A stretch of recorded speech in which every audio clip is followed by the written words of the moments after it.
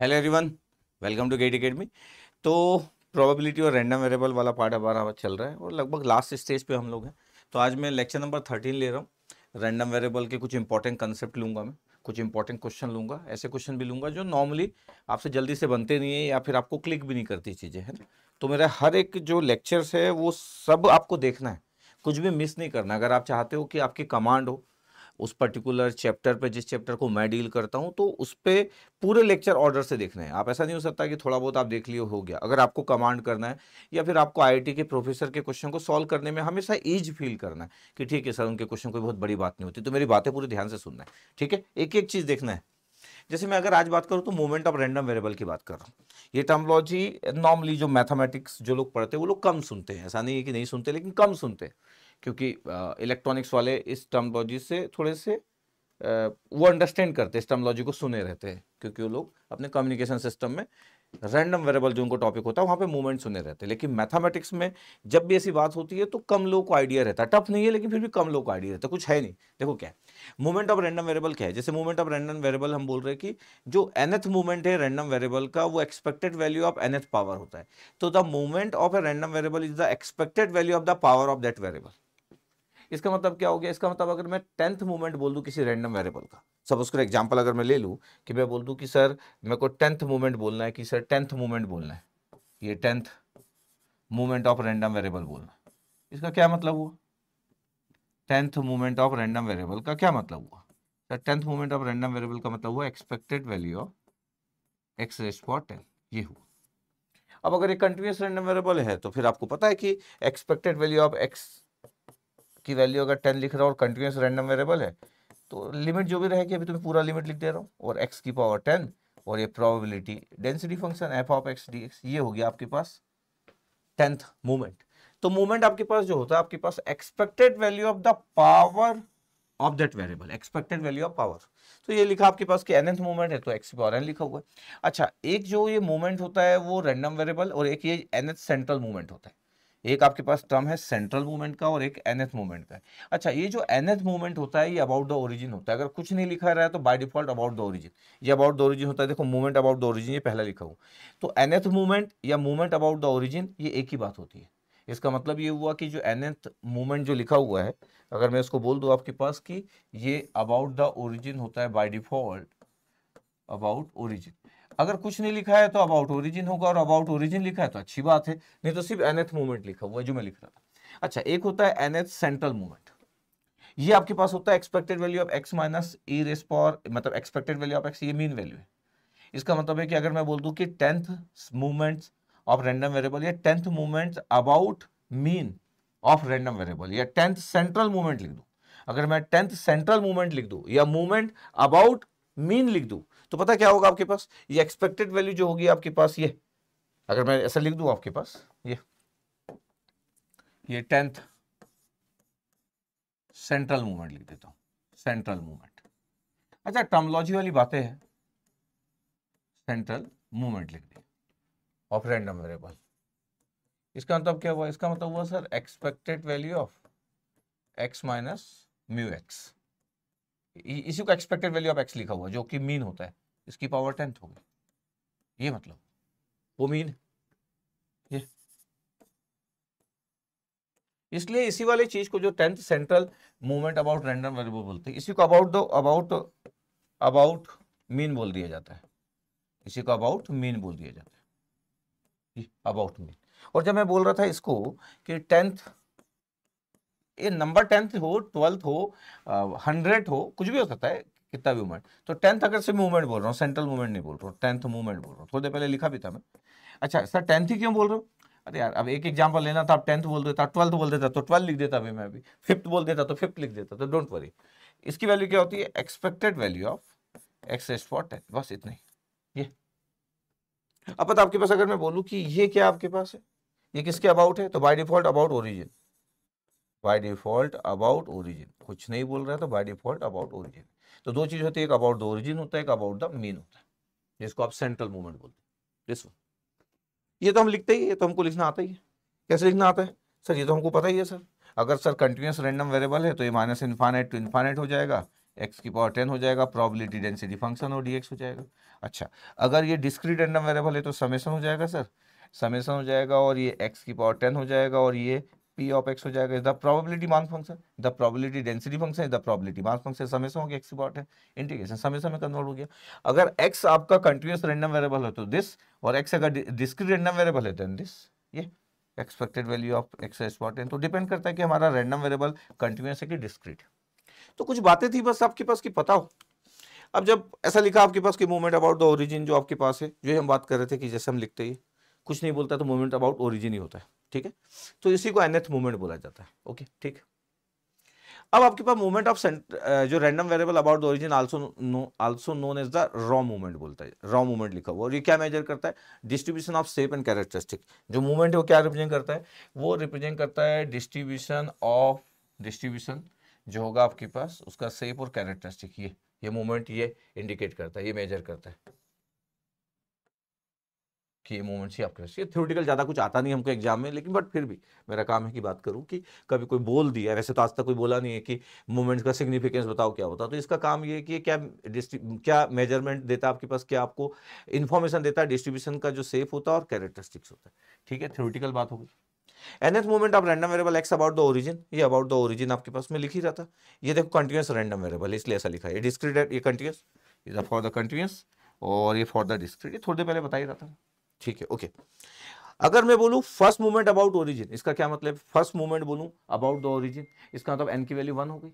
जब मैं बोलता हूं कि 10th मूवमेंट ये होता है, जब मैं बोल रहा था कि 10th मूवमेंट ये होता है तो x की पावर 10 हो गई, तो हम बोलते थे कि ये हो गया आपके पास, अगर कंटिन्यूअस रैंडम वेरिएबल मान लेता हूँ x की power 10 f of x dx। अगर मैं बोल दूं कि नहीं सर ये फर्स्ट मूवमेंट क्या होगा, फर्स्ट मूवमेंट, तो ये n की जगह 1 हो गया, तो एक्सपेक्टेड वैल्यू ऑफ x, इसी को तो मीन वैल्यू बोलते हैं, तो integration minus infinite to infinite x और f ऑफ x dx।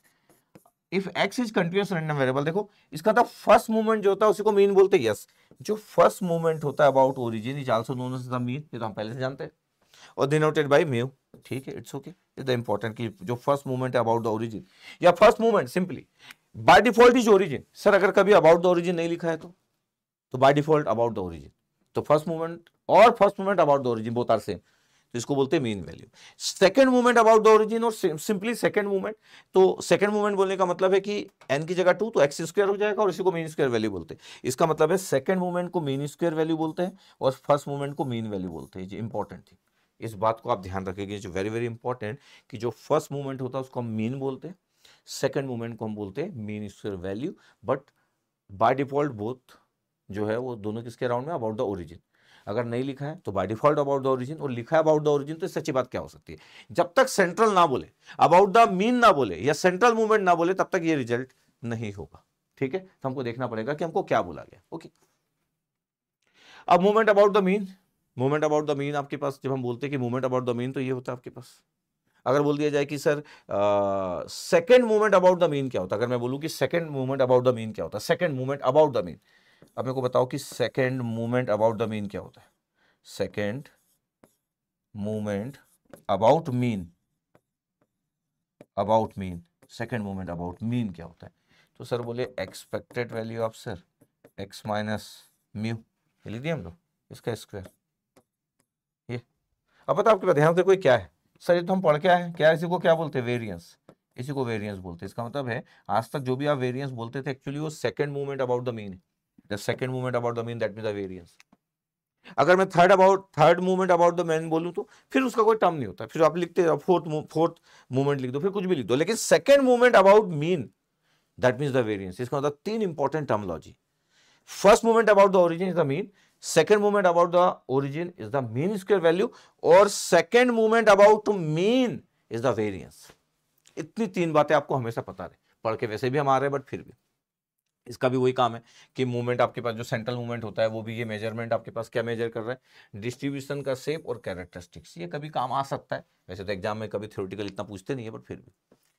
अब आपके पास ये सब लिखा हुआ है आपके पास कि mean first movement about the mean measure करता है लोकेशन ऑफ द डिस्ट्रीब्यूशन की, डिस्ट्रीब्यूशन आपके पास जो होगा, उसका लोकेशंस क्या है, वेरिएंस क्या मेजर करता है, spread of the distribution, distribution कैसे स्प्रेड हो रहा है ये वेरिएंस मेजर करता है। पहले भी बताया बट फिर भी कि कैसे डिस्ट्रीब्यूशन हम स्प्रेड कर रहे हैं उसको वेरिएंस से डिफाइन करते हैं, और जो डिस्ट्रीब्यूशन का जो लोकेशंस को अगर मेजरमेंट करना है तो मीन से डिफाइन करते हैं। ठीक है, यहाँ पे आपके पास दो टर्म्स है, ये नॉर्मली हम वहाँ पढ़ेंगे, स्टैटिक्स में पढ़ेंगे स्क्यूनेस।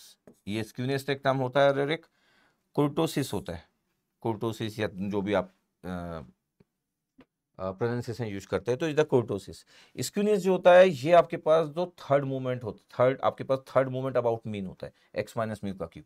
इसका मतलब जो थर्ड मूवमेंट अबाउट मीन होता है इसको स्क्यूनेस बोलते हैं, which measure the relative size of the distribution tail, distribution tail, जो भी आपके पास कॉर्नर, जितने भी डिस्ट्रीब्यूशन का कॉर्नर होगा, टेल मतलब एकदम कॉर्नर सबसे लास्ट। तो स्क्यूनेस जो होता है वो थर्ड मूवमेंट होता है, इसको स्क्यूनेस बोलते हैं। यहाँ पे हमको इस चैप्टर में जरूरत नहीं, जब तक कि मैं स्टैटिक्स वाला पार्ट जब पढ़ाऊंगा तब स्क्यूनेस की बात करूंगा। और कुर्टोसिस जो होता है ये फोर्थ मूवमेंट अबाउट मीन होता है। अगर मैं बोलूं अभी क्या जानना है तो अभी ये जानने लगा कि फोर्थ मूवमेंट अबाउट मीन को हम कुर्टोसिस बोलते हैं म्यू 4, और थर्ड मूवमेंट अबाउट मीन को स्क्यूनेस बोलते हैं। बाकी इसके सिवा नीड नहीं। हाँ, लेकिन अगर मैं रैंडम वेरिएबल पढ़ रहा हूं तो second movement about the mean is the variance, is very very important. तो ये आपको पता है कि वेरी इंपॉर्टेंट, ये very important, second movement about the mean. और third movement about the mean क्या होता है आपके पास, स्क्यूनेस। और आपके पास फोर्थ मूवमेंट अबाउट मीन क्या होता है, कुर्टोसिस। ये दिस वन, ये आपके पास लिखा हुआ आपके पास। आप कभी भी देखोगे जैसे अबाउट द ओरिजिन, तो अगर मैं बोल रहा हूं कि देखो फर्स्ट मूवमेंट, अगर मैं बोलूं कि फर्स्ट मूवमेंट अबाउट ओरिजिन कितना होता है, इसको मीन वैल्यू बोलते हैं फर्स्ट मूवमेंट को। लेकिन जीरो मूवमेंट अभी कभी नहीं सुनेंगे। अगर मैं जीरो मूवमेंट पुट कर दूं तो एक्स स्क्वायर जीरो पुट करूंगा 1 आ जाएगा। इसका मतलब है जीरो मूवमेंट आप कभी नहीं सुने, जीरो मूवमेंट ये टर्म कभी नहीं सुने। जीरो मूवमेंट अबाउट मीन भी 1 होता है, और जीरो मूवमेंट अबाउट मीन भी, अबाउट ओरिजिन भी 1 होता है, अबाउट मीन भी 1 होता है। ये देखो, ये इसकी वैल्यू पावर जीरो पुट कर दो, ये कभी आप देखने को नहीं मिला, ना कोई पूछा है, कभी भी नहीं पूछा। इसलिए जीरो मीन वाला टर्म आपको कभी नहीं दिखा कि भाई आपके पास अगर मेरे को बताना है कि मूवमेंट, जीरो मूवमेंट बताना है मेरे को, तो जीरो मूवमेंट अबाउट ओरिजिन या जीरो मूवमेंट अबाउट मीन क्या होगा, 1 ही होता है। First movement about, first movement की जब हम बात करते हैं तो फर्स्ट मूवमेंट अबाउट ओरिजिन जो होता है इसी को मीन वैल्यू बोलते हैं। और फर्स्ट मूवमेंट अबाउट जो मीन होता है आपके पास, इसका कोई नहीं है। क्यों? इसमें जैसे 1 पुट करूंगा तो एक्सपेक्टेड वैल्यू ऑफ एक्स कितना आ जाएगा, म्यू, और एक्सपेक्टेड वैल्यू ऑफ म्यू कितना आ जाएगा, म्यू, तो म्यू माइनस म्यू जीरो। ये बड़ा इंटरेस्टिंग है, ये कभी यूज नहीं हुआ, लेकिन मेरे को लगता है कि कभी एग्जाम में देखने को किसी को मिल सकता है। क्या ये कभी देखने को मिल सकता है फ्यूचर में? फ्यूचर में देखने को मिल सकता है कि कोई पूछ लिया कि फर्स्ट मूवमेंट अबाउट मीन कितना होता है, और आंसर इज ऑलवेज जीरो। अलग बात है कि कोई तुरंत क्लिक नहीं कर पाएगा कि इसकी वैल्यू 1 पुट करेंगे तो एक्सपेक्टेड ऑपरेटर लगाओगे तो आंसर विल बी जीरो। तो first movement about mean is always zero, इसलिए हमेशा सेकेंड मूवमेंट अबाउट मीन यहां से सब लोग स्टार्ट करते हैं और इसी को वेरिएंस बोलते हैं। This one is very important. इसी को क्या बोलते हैं हम लोग, वेरिएंस। अगर मैं बोलूं कि इसको हम क्या बोलते हैं तो इसको हम बोलते हैं वेरिएंस। इसलिए लोग यही से स्टार्ट करते हैं। कभी भी जीरो मूवमेंट अबाउट मीन या फर्स्ट मूवमेंट अबाउट मीन ये कभी कोई बात नहीं करते, ये सब फिक्स वैल्यू है, यही से लोग स्टार्ट करते हैं, इसी को वेरिएंस बोलते हैं। और थर्ड मूवमेंट अबाउट अगर मैं मीन की बात करूं तो थोड़ी देर पहले बोला था स्क्यूनेस, और फोर्थ मूवमेंट अबाउट मीन की बात करूं तो इसको बोलते हैं कुर्टोसिस। ठीक है, और ये तो फिर हम कुछ भी, या तो ये मीन स्क्वायर वैल्यू है, this the mean square value, ये मीन स्क्वायर वैल्यू, ये वैल्यू क्या है, मीन वैल्यू। उसके बाद तो भी थर्ड मूवमेंट, फोर्थ मूवमेंट, ये कुछ भी लिखो, इसके लिए स्टैंडर्ड टर्मिनोलॉजी नहीं है कुछ भी, ये पूरा ओवरऑल बना हुआ है। इसलिए जीरो मूवमेंट कभी कोई बात नहीं किया, या फर्स्ट मूवमेंट की बात भी करना है तो कभी भी हम अबाउट द मीन बात नहीं करते, क्योंकि उसका भी आंसर जीरो होता है। देखो जरा ध्यान से। तो कभी कभी क्या होता है कि हम पूरा पढ़ लेते हैं लेकिन कोई हमको कंफ्यूज भी कर सकता है। कोई किसी क्वेश्चन में पूछ लिया कि फर्स्ट मूवमेंट अबाउट मीन बताओ, और हम सोच रहे यार अभी क्या करूं, मैं क्या करूं। तो ऐसा हो सकता है कि हम छोटी बातों में थोड़ा सा परेशान, बट मैं अगर आपको पूरा बता दे रहा हूं तो इसके बाद आपको परेशान नहीं होना है, चाहे कोई कैसा भी पूछे। ये 2016 के क्वेश्चन लेता हूं मैं, जैसा आपको आइडिया रहे कि 2016 का क्वेश्चन ले रहा हूं आईसी बेंगलोर का। और ये था कि the second movement of a Poisson distributed random variable. ये पॉइजन डिस्ट्रीब्यूटेड रैंडम वेरिएबल है, इसका मतलब क्या गिवन है आपके पास, पॉइजन डिस्ट्रीब्यूटेड रैंडम वेरिएबल, ये गिवन है। पता जब भी ये गिवन होता है पॉइजन डिस्ट्रीब्यूटेड रैंडम वेरिएबल, इसका क्या मतलब होता है? इसका मतलब होता है सर कि जब आप मीन लिखते हो, मीन जिसको आप एम बोल देते हो या लैम्डा बोल देते हो, ये एनपी होता था। और जब आप वेरिएंस लिखते थे सर वो एनपी क्यू होता था, और Q is very small, Q की वैल्यू 1 माइनस पी होता था, पी इज वेरी स्मॉल, तो रिजल्ट एनपी बचता था, और एनपी ऊपर वाला रिजल्ट भी है तो इसको आप मीन बोल देते थे। इसका मतलब है जब भी पॉइजन डिस्ट्रीब्यूटेड रैंडम वेरिएबल होता है तो मीन और वेरिएंस सेम होता है। इसका मतलब है कि sir mean equal to variance होता है, सिर्फ ये इसी में होता है, किसमें? पॉइजन डिस्ट्रीब्यूटेड में। अच्छा, क्या ये हम पहली बार बता रहे? नहीं नहीं नहीं, ये तो इंपॉर्टेंट चीज होती है, तो इंपॉर्टेंट चीज होती है जब भी पॉइजन डिस्ट्रीब्यूटेड कोई बोल रहा है तो। अच्छा, अब ये सेकंड मूवमेंट ऑफ ए बोला है sir, second movement about the नहीं बताया sir, second movement about the origin अगर नहीं बताया है, ये सेकंड मूवमेंट अबाउट मीन नहीं बताया, अगर सेकंड मूवमेंट अबाउट मीन बोलता तो फिर मैं बोल देता कि ये तो आपके पास वेरिएंस गिवन है। अब सेकंड मूवमेंट बोला लेकिन अबाउट द नहीं बताया, तो बाय डिफॉल्ट वी कंसीडर, अगर सेकंड मूवमेंट बोला है, अगर मेरे को बोला है सेकंड मूवमेंट आपके पास ये है, तो सेकंड मूवमेंट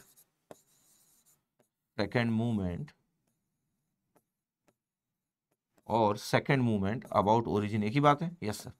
अगर सर अबाउट नहीं बोला है, इसका मतलब है कि अबाउट ओरिजिन होगा बाय डिफॉल्ट, ठीक है, अबाउट ओरिजिन।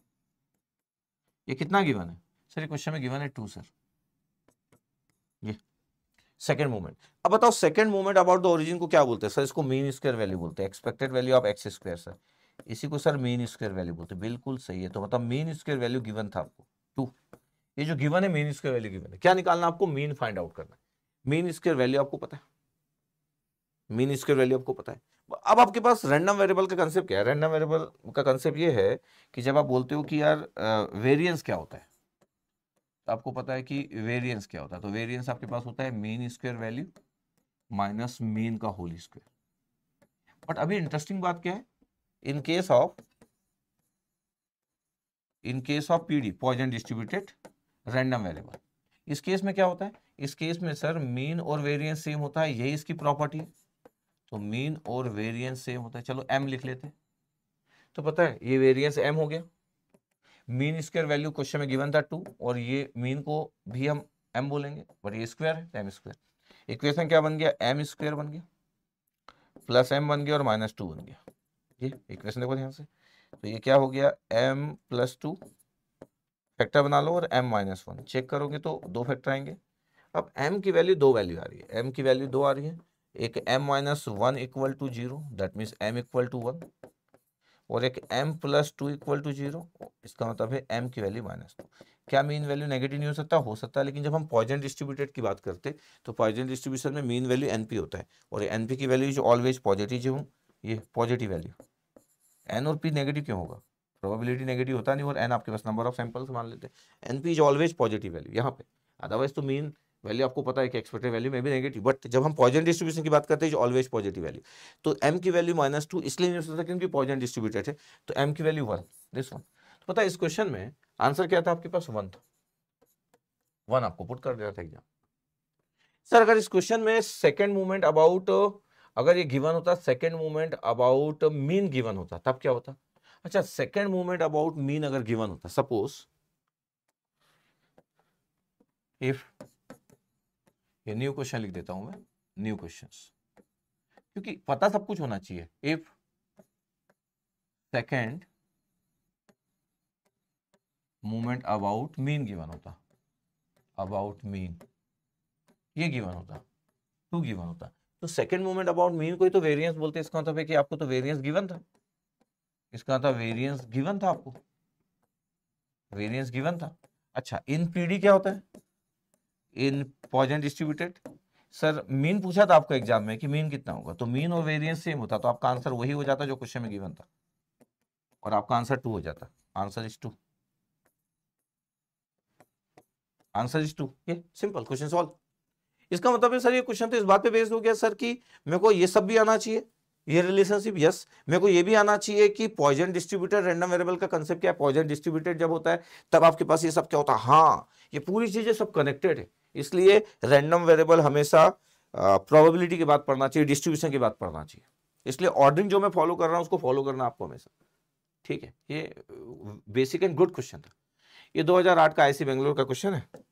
क्या क्वेश्चन आपके पास ध्यान से देखोगे, तो बोल रहा है कि एक पॉइजन डिस्ट्रीब्यूटेड है, और पॉइजन डिस्ट्रीब्यूशन का आपके पास ये होता है, तो प्रूफ भी किया था, याद होगा आपको, e की पावर माइनस m की पावर r है, और r फैक्टोरियल दिख रहा है आपके पास। और the first movement about the origin for the distribution, the first movement about the origin, देखिए इसमें अबाउट द ओरिजिन बोल दिया, और first movement about the origin को क्या बोलते हैं सर? इसी को तो मीन बोलते हैं सर, इसी को तो मीन बोलते हैं, इसी को तो expected value of first movement x की पावर 1, मतलब एक्सपेक्टेड वैल्यू ऑफ x बोलते हैं, इसी को तो मीन बोलते हैं सर, यस। अब इस एक्सप्रेशन में जो m है वो क्या है, इस एक्सप्रेशन में जो m है वो क्या है सर, इस एक्सप्रेशन में m ही मीन वैल्यू है, बिल्कुल सही। इस एक्सप्रेशन में जो पॉइजन डिस्ट्रीब्यूशन का आपके पास जो आपके पास डेंसिटी फंक्शन लिखा हुआ है, मतलब पी आर लिखा हुआ है, दिख रहा है आपके पास, डेंसिटी फंक्शन नहीं बोलूंगा मैं, पी आर आपके पास जो प्रोबेबिलिटी के फॉर्म में लिखा हुआ है, Poisson distribution is given by P R के फॉर्म में जो लिखा हुआ है, एम की पावर आर ई की power minus m r factorial, जो लिखा हुआ आपके पास दिख रहा है, हाँ प्रोबेबिलिटी जो लिखा हुआ है। तो जो आपके पास जो फंक्शन डिफाइंड है वो आपके पास उसमें जो m है वही मीन वैल्यू है, यस। इसका मतलब है कि जो पूछा गया है ये 0 1/m m स्क्वायर, तो answer is m, answer is m, simple solve. इसका मतलब बोला गया है कि अच्छा सीधे मीन नहीं पूछा, बोला था first moment about the origin पूछा है। इसका मतलब वो चाहता है कि आपको पता हो, इसी को मीन बोलते हैं। फिर आपको पता हो कि पॉइजन डिस्ट्रीब्यूशन में जो एक्सप्रेशन है उस एक्सप्रेशन में जो m है उसी को मीन वैल्यू बोलते हैं। इसका मतलब है देखने में बड़ा आसान है, कोई अगर पढ़ा है तो ठीक है, नहीं तो अगर उसको डाउट है उस एक्सप्रेशन में कि इसमें m क्या है तो प्रॉब्लम। अगर उसको यही ना पता हो कि first movement about the origin को हम मीन वैल्यू बोलते हैं, इसलिए मैं थोड़ा सा मूवमेंट पढ़ा है कि कभी कोई मूवमेंट टर्मोलॉजी यूज कर ले रहा है और आप बोल रहे हैं कि यार ये क्या बात हुई, तो ऐसा भी नहीं होना चाहिए। इसलिए इतनी बातें क्लियर होना चाहिए। तो ठीक है, मैं कवर करवा दिया। ठीक है, आगे और बढ़ते हैं। ठीक है, इतनी बातों से जो भी आपको आगे जब भी कोई क्वेश्चन फ्रेम करेगा 26 27 28 29 30 कुछ भी आने वाले 10 सालों में लगभग मैं जो पढ़ा रहा हूं उससे रिलेटेड ही बात करेंगे सब लोग, तो और आप आराम से कंफर्टेबली हैंडल कर लेंगे। अब देखिए आपके पास गेट 2014 के क्वेश्चन आपके पास में लेने जा रहा हूँ। क्या क्वेश्चन, क्वेश्चन नंबर 58 है इस चैप्टर में। 58 पे आपके पास क्वेश्चंस इतने सारे मैं करवा दिए। 58 मतलब मैं ये क्वेश्चन जो है ये रैंडम वेरिएबल का 58 क्वेश्चन है, सिर्फ रैंडम वेरिएबल का 58 question. Life time of an electric bulb is a random variable with density F of x. अगर मैं ध्यान से देखूं कि सर क्या गिवन है, तो आपको दिखेगा कि sir f of x equal to k x square given है। अगर मैं ध्यान से बोलूँ ना तो पता आपके पास ये एक पैराबोलिक फंक्शन, इवन फंक्शन। अच्छा सिंपल, ऐसी में हमेशा हमको बात करना पसंद है कि यार मैं ऐसी बात कर रहा हूँ, आपको फंक्शन के बारे में बड़ा अच्छा आइडिया है। ये एक पैराबोलिक फंक्शन, ये एक पैराबोलिक फंक्शन ऐसे होता है पैराबोलिक फंक्शन। यस सर, बोला कि लाइफ एक इलेक्ट्रिक बल्ब का जो लाइफ टाइम है उसको एक रैंडम वेरिएबल बोलते हैं। Life time of electric bulb is random variable. X जो दिख रहा है आपके पास, ये मेजर कर रहे हैं ईयर्स में कि life time of the bulb का आपके पास कितना ईयर्स है। The minimum and maximum life times of bulbs are 1 and 2 year. 1 और 2 ईयर्स मिनिमम और मैक्सिमम आपके पास ईयर्स है, रेस्पेक्ट लेना वैल्यू ऑफ के इज। अच्छा अब अगर मैं इसको ध्यान से बोलूँ कि ये तो 1 और 2 ईयर्स आपके पास गिवन है, 1 और 2 ईयर्स आपके पास गिवन है, तो अगर मैं बोलूँ कि 1 और 2 ईयर्स अगर आपके पास गिवन है तो ये एक्स हो गया, ये प्रोबेबिलिटी डेंसिटी फंक्शन। और 1 और 2 ईयर्स है तो ये 1 और 2 ईयर्स अगर मैं ले लूँ तो फिर तुमको दिख जाएगा कि ये आपके पास है, ये 1 ये 2, ये इस 1 पे वैल्यू और इस 2 पे वैल्यू कितनी है। 1 पुट करेंगे एक्स की जगह 1 तो ये के आ जाएगा, ये के आ जाएगा, और 2 पुट करेंगे तो 4 के आ जाएगा। दिस वन इज द 4 के, ये 4 के, ये की मैंने और के की वैल्यू मेरे को निकालना है। तो प्रोबेबिलिटी डेंसिटी फंक्शंस की प्रॉपर्टी क्या होती है, प्रोबेबिलिटी डेंसिटी फंक्शन की प्रॉपर्टी होती है सर एरिया इज 1। इसका मतलब है कि प्रोबेबिलिटी डेंसिटी फंक्शन जो रेंज गिवन है 1 से लेकर 2 is the minimum value, is the 1 year, is the 2 years. इसका मतलब है इसका एरिया जो होगा इज द 1, एरिया इज 1, ये तो basic property of probability density function ऐसे ही होता है आपके पास। इसका मतलब ये हुआ कि 1 से लेकर 2 तक में अगर मैं इंटीग्रेट कर दूं तो सॉल्व हो जाएगा। तो यस सर, अगर मेरे को निकालना है आपके पास के की वैल्यू निकालना है तो ये प्रॉपर्टी होगी आपके पास x1 से लेके x2 तक f of x dx is equal to 1 is the area of PDF is 1। ये जो x1 है ये x मिनिमम वैल्यू था जिसकी वैल्यू 1 है, और जो x2 है इसका x मैक्सिमम था जिसकी वैल्यू 2 ईयर्स है। तो 1 से लेके 2 हो गया k x स्क्वायर dx है इक्वल टू 1 तो था, क्योंकि प्रोबेबिलिटी डेंसिटी फंक्शन की प्रॉपर्टी है k हो गया, x स्क्वायर का इंटीग्रेशन x³/3 आ गया, और ये आपके पास 2 और ये 1, ओके ये 1 है तो k/3 आ गया। x³ मतलब 2 की पावर 3, 2 की पावर 3 8 होता है, और 1 की पावर 3 1 ही होता है, तो 8 - 1 7 आ गया। तो आंसर ये, तो ये आ गया आपके पास 3/8। इसका मतलब है कि यहाँ से k की वैल्यू आ रहा है 3/8, ये k की वैल्यू 3/8 आप कैलकुलेट कर लो।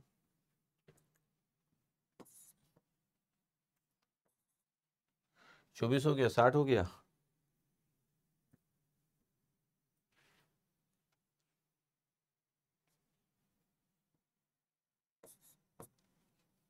(0.375) 3/8 इतना ही आ रहा है आपके पास, कैलकुलेटर से देख लो आपके पास।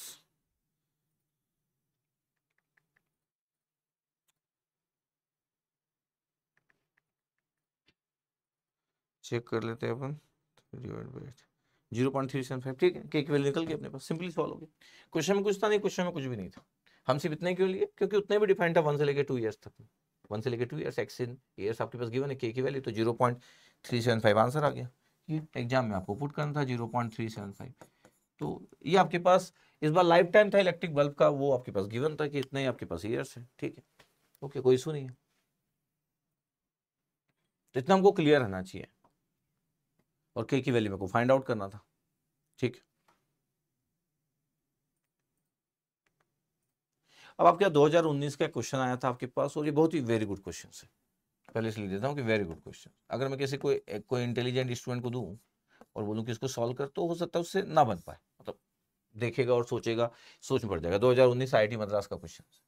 अच्छा, मैं अच्छे अच्छे क्वेश्चन इसलिए भी ले रहा हूँ कि मैं चाहता हूँ कि मेरे से पढ़ने वाले स्टूडेंट के पास सबसे अच्छा कंटेंट हो, सबसे अच्छा थॉट हो। अब देखना है कि उस कंटेंट, उस थॉट को एग्जाम में कैसे यूटिलाइज कर पाएगा, ये तो उसका उसका पार्ट है। एक वाई, एक डिस्ट्रीब्यूटेड, यूनिफॉर्मली डिस्ट्रीब्यूटेड एक रैंडम वेरिएबल है वाई, और 1 से लेकर 6 तक। इसके लिए कभी परेशान नहीं होना कि ओपन इंटरवल 1 से लेकर 6 तक है, ठीक है। प्रोबेबिलिटी दैट द पॉलिनोमियल फिर लिखा है आपके पास, तो सबसे पहले तो मैं देख लूँ कि क्या गिवन था। तो मेरे को बोला गया है कि एक आपके पास वाई एक है, और ये प्रोबेबिलिटी डेंसिटी फंक्शंस गिवन है, तो एफ वाई लिख दिया, और ये आपके पास जो गिवन है वो 1 से लेकर 6 तक है, तो ये 1 है और ये 6। अब इसके लिए परेशान नहीं होना कि सर 1 और 6 को तो सर ओपन इंटरवल बोला था, अरे यार अब मैं सिर्फ इतना लिखूं और इसको, इस लाइन को डार्क ना करूं और सिर्फ इतना बनाऊं, तो बड़ा अजीब लगता है। एक ही बात होती है। अब सिर्फ वो 1 से लेकर 6 तक लिख देते, तो ये 1 से लेकर 6 है, तो विड्थ कितना हो गया सर, विड्थ तो 5 हो गया, हाँ बड़े ध्यान से देखना है, विड्थ इज 5, तो ये हाइट कितना हो गया 5, 1/5, बिकॉज एरिया तो 1 होना ही है, ये तो बेसिक प्रॉपर्टी होती है कि area is 1, probability density function का बेसिक प्रॉपर्टी है। इसके लिए परेशान ना हो कि सर ये आपके पास दिया है, अगर सर ये क्लोज इंटरवल दिया रहता आपके पास तो क्या हो जाता, कुछ नहीं होता। 1 से लेकर 6 ये यूडीएफ ही गिवन है। अब यूडीएफ देने का तरीका आपके पास हो सकता है, यूडीएफ देने का तरीका हो सकता है आपके पास, कभी कभी लोग लेफ्ट वाले लिमिट को ओपन रख लेते हैं, राइट वाले को क्लोज रख लेते हैं। अब ये पॉइंट्स आपके पास बना दिए, एरिया तो हम डिफाइन करेंगे, जब मैं एरिया डिफाइन करूंगा तो दोनों लिमिट को कंसिडर करूंगा। वैसे 1 और 6 पे ये डिसकंटिन्यूअस फंक्शन है, तो मैं पहले भी बताया इस बात के लिए परेशान नहीं रहना, इस बात के लिए परेशान नहीं लेना कि सर ये यूनिफॉर्मली डिस्ट्रीब्यूटेड था 1 to 6। कभी कभी लोग इसलिए ऐसा लिख देते कई आईआईटी के प्रोफेसर, क्योंकि आईआईटी के प्रोफेसर को आप जानते हो बहुत ही ज़्यादा इंटेलिजेंट होते हैं आपके पास, तो उनके सोच में बहुत सारी बातें रहती है, मतलब एफ ऑफ वाई है, बहुत सारे लोग ऐसा लिखना चाहते हैं, ये ऐसा लिखना चाहते हो, ये 1 से लेकर 6 तक है, इसको वो लोग ऐसा ऐसा कर देते हैं, ये ये ऐसा ऐसा कर देते हैं, फिर बोल देते कि 5 विड्थ है, तो बताओ हाइट कितना हो गया। बात उनकी वही है, ये एरिया भी 1 बोलेंगे वो, बट इस वाली लाइन को कई बार मिलाते नहीं, सॉलिड लाइन नहीं बनाते इस वाली लाइन को, एरिया भी उनका वही है, उनके बात करने का तरीका यही है। लेकिन कभी कभी वो यूडीएफ को सिर्फ कांस्टेंट उतनी जगह दिखाते हैं, और वो दोनों जो लाइन से आपके पास जो रेक्टेंगुलर फॉर्म करता है उसको बनाते नहीं, इसलिए ओपन इंटरवल लिखा है, देयर इज नो इशू। हो सकता है दूसरा टीचर जो क्लोज लिख दे, फिर आप फिगर ये बनाओगे तो ये फिगर बनाओ, वो फिगर बनाओ, बोथ आर सेम। अच्छा, क्वेश्चन स्टार्ट नहीं हुआ, क्वेश्चन में तो पहली लाइन कंप्लीट किया हूं मैं अभी, कि एक y आपके पास एक यूनिफॉर्मली डिस्ट्रीब्यूटेड एक रैंडम वेरिएबल है 1 to 6 है, इसलिए उसका हाइट 1/5 हो गया क्योंकि विड्थ 5 था। अब बोल रहा है कि प्रोबेबिलिटी दैट द पॉलिनोमियल, एक polynomial given has only real root, इस पॉलिनोमियल में ओनली रियल रूट्स है और y भी इंक्लूडेड है इस क्वाड्रेटिक इक्वेशन में, y रैंडम वेरिएबल है, और बोल रहा है कि इसकी क्या प्रोबेबिलिटी है कि इस पॉलिनोमियल के जो रूट्स होंगे रियल होंगे। अच्छा, जैसे ऐसा क्वेश्चन गिवन है आपके पास, तो आप अगर ध्यान से देखोगे ना कि क्या आपके पास लिखा हुआ है, तो ये बड़ा अच्छा क्वेश्चन है कि जल्दी समझ नहीं आता कि ये देखो आपके पास 3x², फिर देखो ध्यान से क्या लिखा है 6xy, 6xy, फिर 3y + 6 है। ध्यान से अगर मैं देखूं कि यार ये मेरे पास एक पॉलिनोमियल है, इक्वल टू 0 लिखना तो लिख दो, कोई इशू नहीं है। अगर ये मेरे पास पॉलिनोमियल है, एक पॉलिनोमियल है आपके पास, तो पता पॉलिनोमियल कैसे होता है, पॉलिनोमियल्स होता है सर ax² + bx + c, ये पॉलिनोमियल्स होता है। इसके रूट्स जो होते हैं आपके पास, रूट्स x की value -b ± b² -4ac divide by 2, ये बचपन से आप पढ़ रहे हो, solution of any quadratic equation. पता है जब आपके पास बोल दिया जाता है कि real roots are real roots आपका क्या मतलब है, रियल रूट्स का मतलब है कि ये जो अंडर रूट के अंदर है ये तो इमेजिनरी भी हो सकता है, फिर तो कॉम्प्लेक्स हो जाएगा। तो ये जो वैल्यू होना चाहिए अंडर रूट के अंदर वाली, ये वाली वैल्यू 0 हो जाना चाहिए, तो सिर्फ -b/2 आ जाएगा, या ग्रेटर देन 0 होना चाहिए, तो ये ग्रेटर देन 0 होगा तो under root of any positive आएगा, तो ओवरऑल ये रियल वैल्यूज होगा। इसका मतलब है कि जो अंडर रूट के अंदर का जो वैल्यू है b² - 4ac, is always greater than equal to zero, zero हो सकता है, तो answer is -b/2 is the real. और b square minus 4ac greater than zero हो गया, तो फिर उसके पॉजिटिव वैल्यू का रूट भी पॉजिटिव आएगा, फिर आप प्लस माइनस करोगे तो भी रियल रहेगा। तो ये कंडीशन होती है किसी भी क्वाड्रेटिक इक्वेशंस के रियल रूट्स होने की, कि जो अंडर रूट के अंदर जो टर्म्स है this term should be greater than equal to zero. ये किसी को पता होता है। अगर मैं बोलूं कि यहां से लेके यहां तक जो बातें हैं, ये आपके पास नोन बातें, किसी भी एक स्टूडेंट के लिए 11th 12th क्लास का कोई भी स्टूडेंट है, क्वाड्रेटिक इक्वेशन के रियल रूट्स होने की ये पॉसिबिलिटी।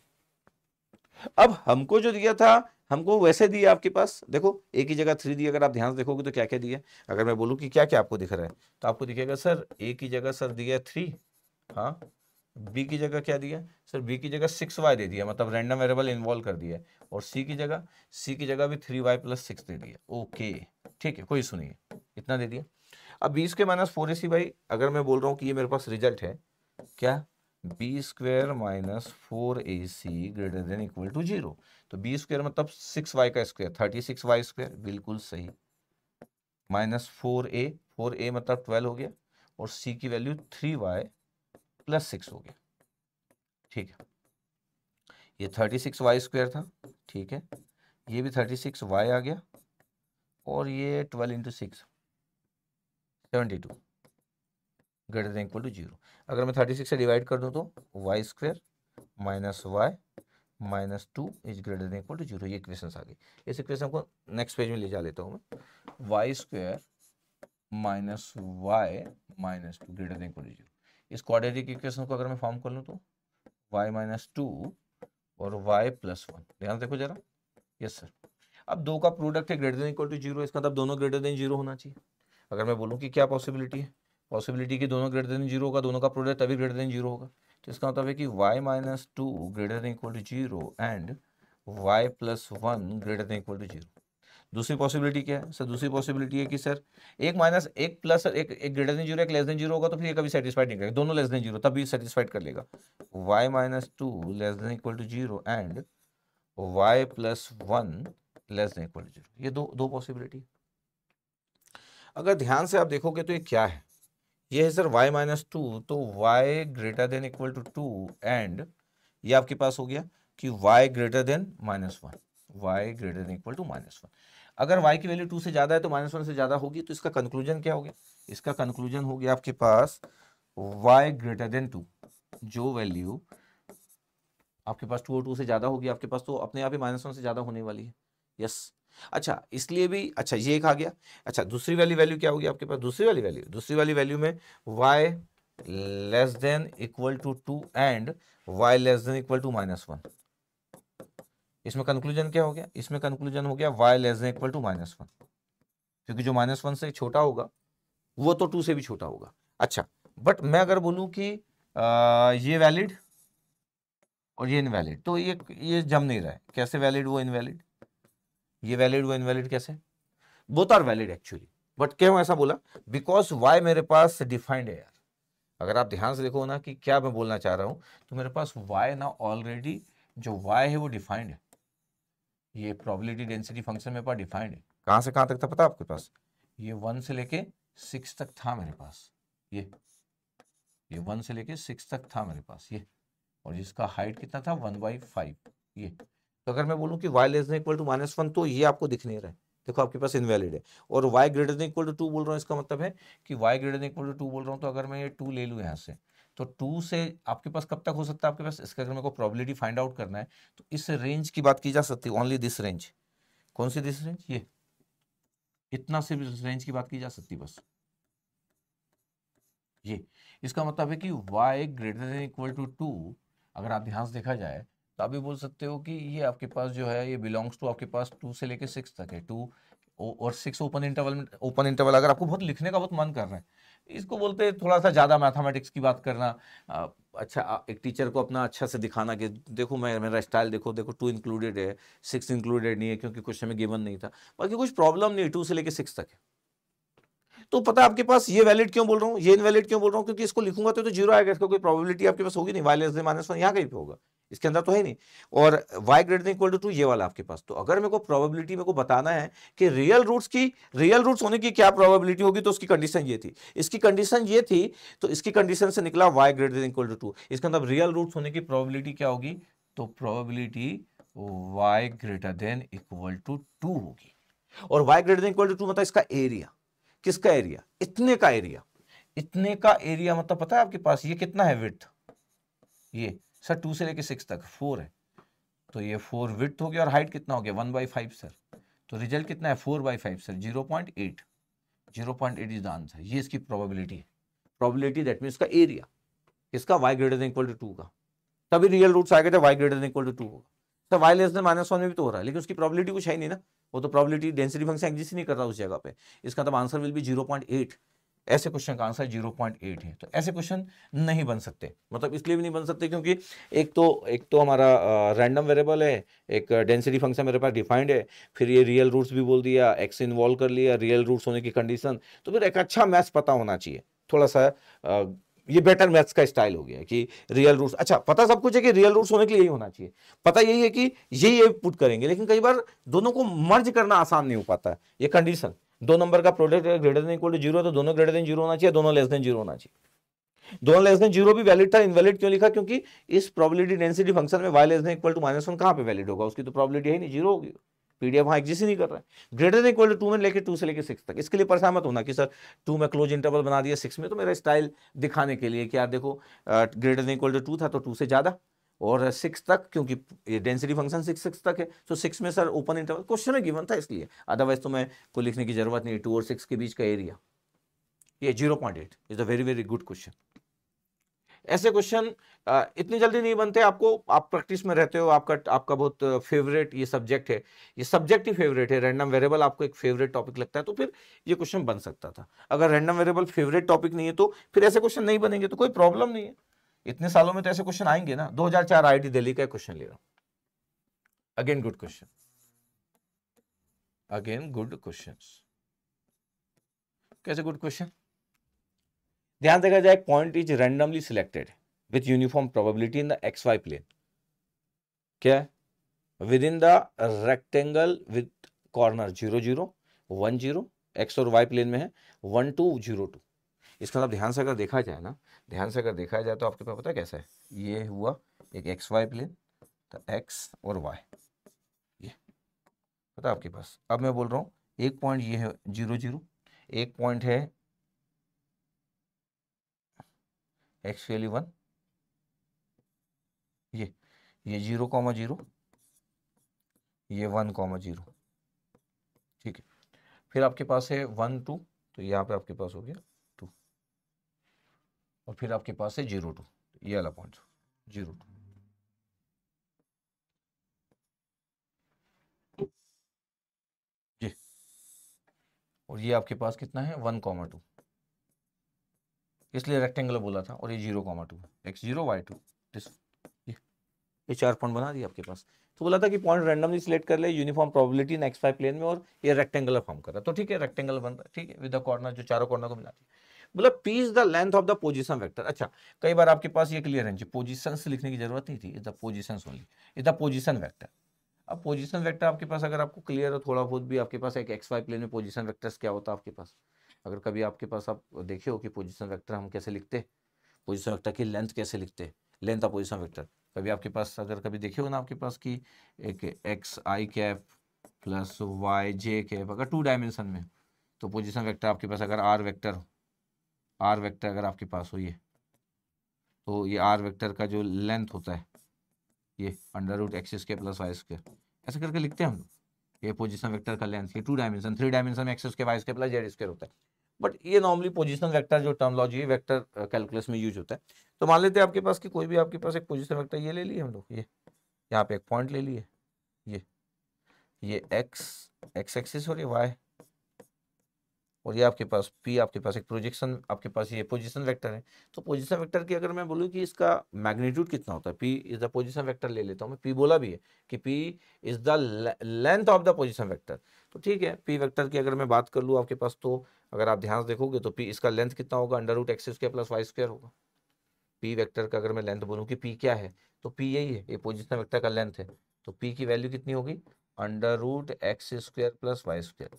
2 डायमेंशन है ना, तो 2 डायमेंशन का ये वेक्टर लेंथ इतना ही होता है।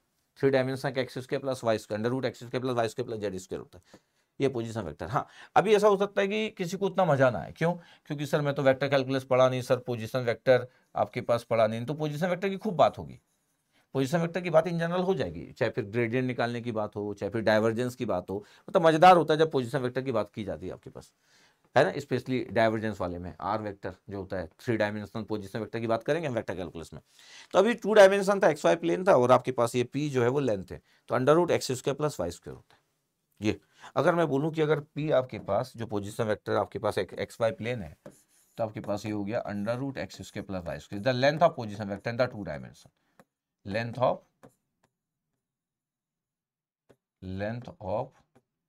2 डायमेंशनल पोजीशन वेक्टर, ऐसे ही होता है आपके पास ये। अगर मैं बोलूं कि पी स्क्वायर आपके पास क्या होगा, तो पी स्क्वायर होगा x square plus y square ये। अब था आपके पास क्या है कि मेरे को एक्सपेक्टेड वैल्यू चाहिए पी स्क्वायर का। मेरे को अगर ध्यान से देखा जाए कि मेरे को क्या पूछा गया, expected value of P square, बंद कर दे ऐसी, expected value of P square पूछा गया, तो एक्सपेक्टेड ऑपरेटर लगा लो यार आप, x square plus y square. अब एक्सपेक्टेड ऑपरेटर आप ओपन कर लो, तो expected value of x square, ये तो सिंपली मीन स्क्वायर वैल्यू समान हो गया, expected value of Y square ये। अब आपके पास यूनिफॉर्मली डिस्ट्रीब्यूटेड था, एक्स 0 से 1 है और वाई आपके पास 0 से 2 है। ध्यान से अगर देखोगे इस रेक्टेंगुलर में एक्स 0 से 1 वेरी कर रहा है और वाई 0 से 2 वेरी कर रहा है। इसका मतलब ये हो गया कि अगर मैं expected value of x square बोल रहा हूँ, mean square value of x बोल रहा हूँ मैं, इसका मतलब ये हो गया आपके पास कि देखो, अगर मैं आपको बोल दूं कि ये अगर मेरे को फाइंड आउट करना है, तो पता है आपके पास क्या होगा सर, ये प्रोबेबिलिटी डेंसिटी फंक्शन एक्स का आपके पास रैंडम वेरिएबल एक्स को देखते हुए हम बना लिए 0 से 1, और विड्थ 1 है तो इसलिए हाइट भी 1 होगा। और आपके पास अगर मैं बोलूँ कि ये कितना हो गया y का, sir probability density function of y, ये भी आपके पास हो जाएगा 0 से 2।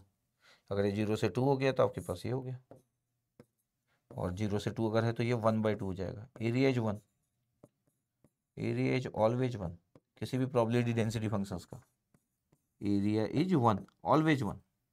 ठीक है, अब मैं बोल रहा हूँ कि ये तो मीन स्क्वायर वैल्यू, यहाँ पे ध्यान से अगर देखा जाए कि हम क्या फाइंड आउट कर रहे हैं, तो हम बोलेंगे सर ये तो हम mean square value find out कर रहे हैं। ये MSV of random variable x MSV है। पता है इसकी वैल्यू क्या हो जाएगी, इसकी वैल्यू हो जाएगी सर एक्स की वैल्यू 0 से 1 x square f of x D x.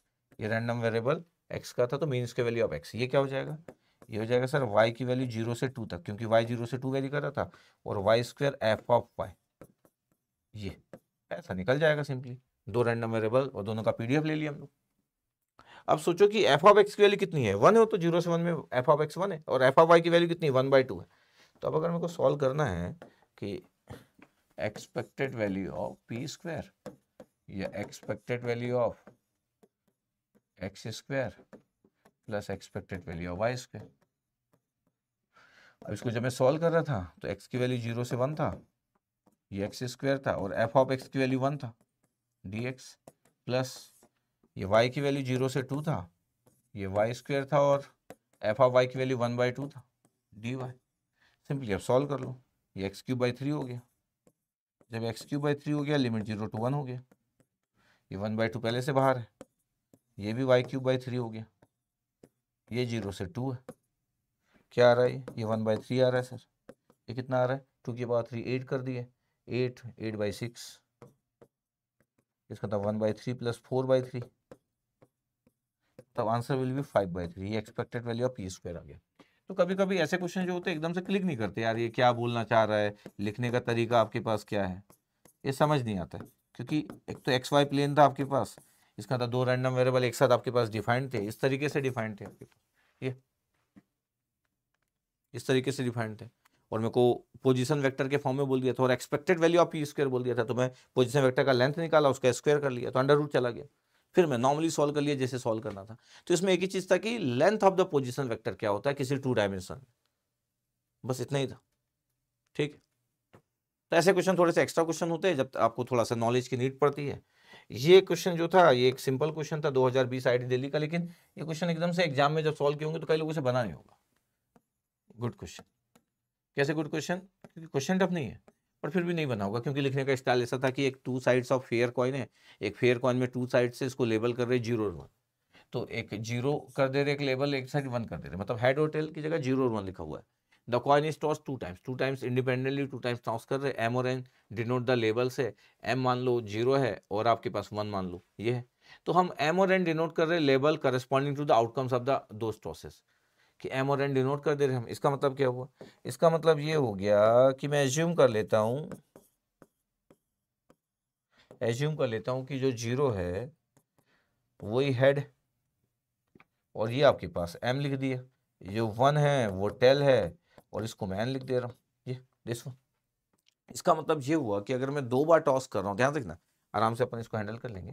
तो अगर मैं टॉस की बात कर रहा हूँ, ये अगर मैं कॉइन की बात कर रहा हूँ, तो कॉइन आपके पास अगर है तो ये आपके पास हो गया कॉइन, अगर मेरे पास है तो ये मैं मान लेता हूँ कि मेरे पास क्या हो गया, head head tail tail, head tail head और टेल, ये हुआ, यस ये हुआ, इतना हमारे पास हो गया।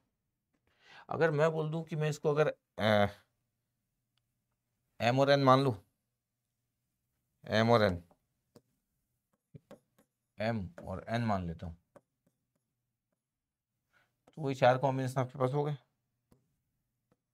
कैसे कैसे?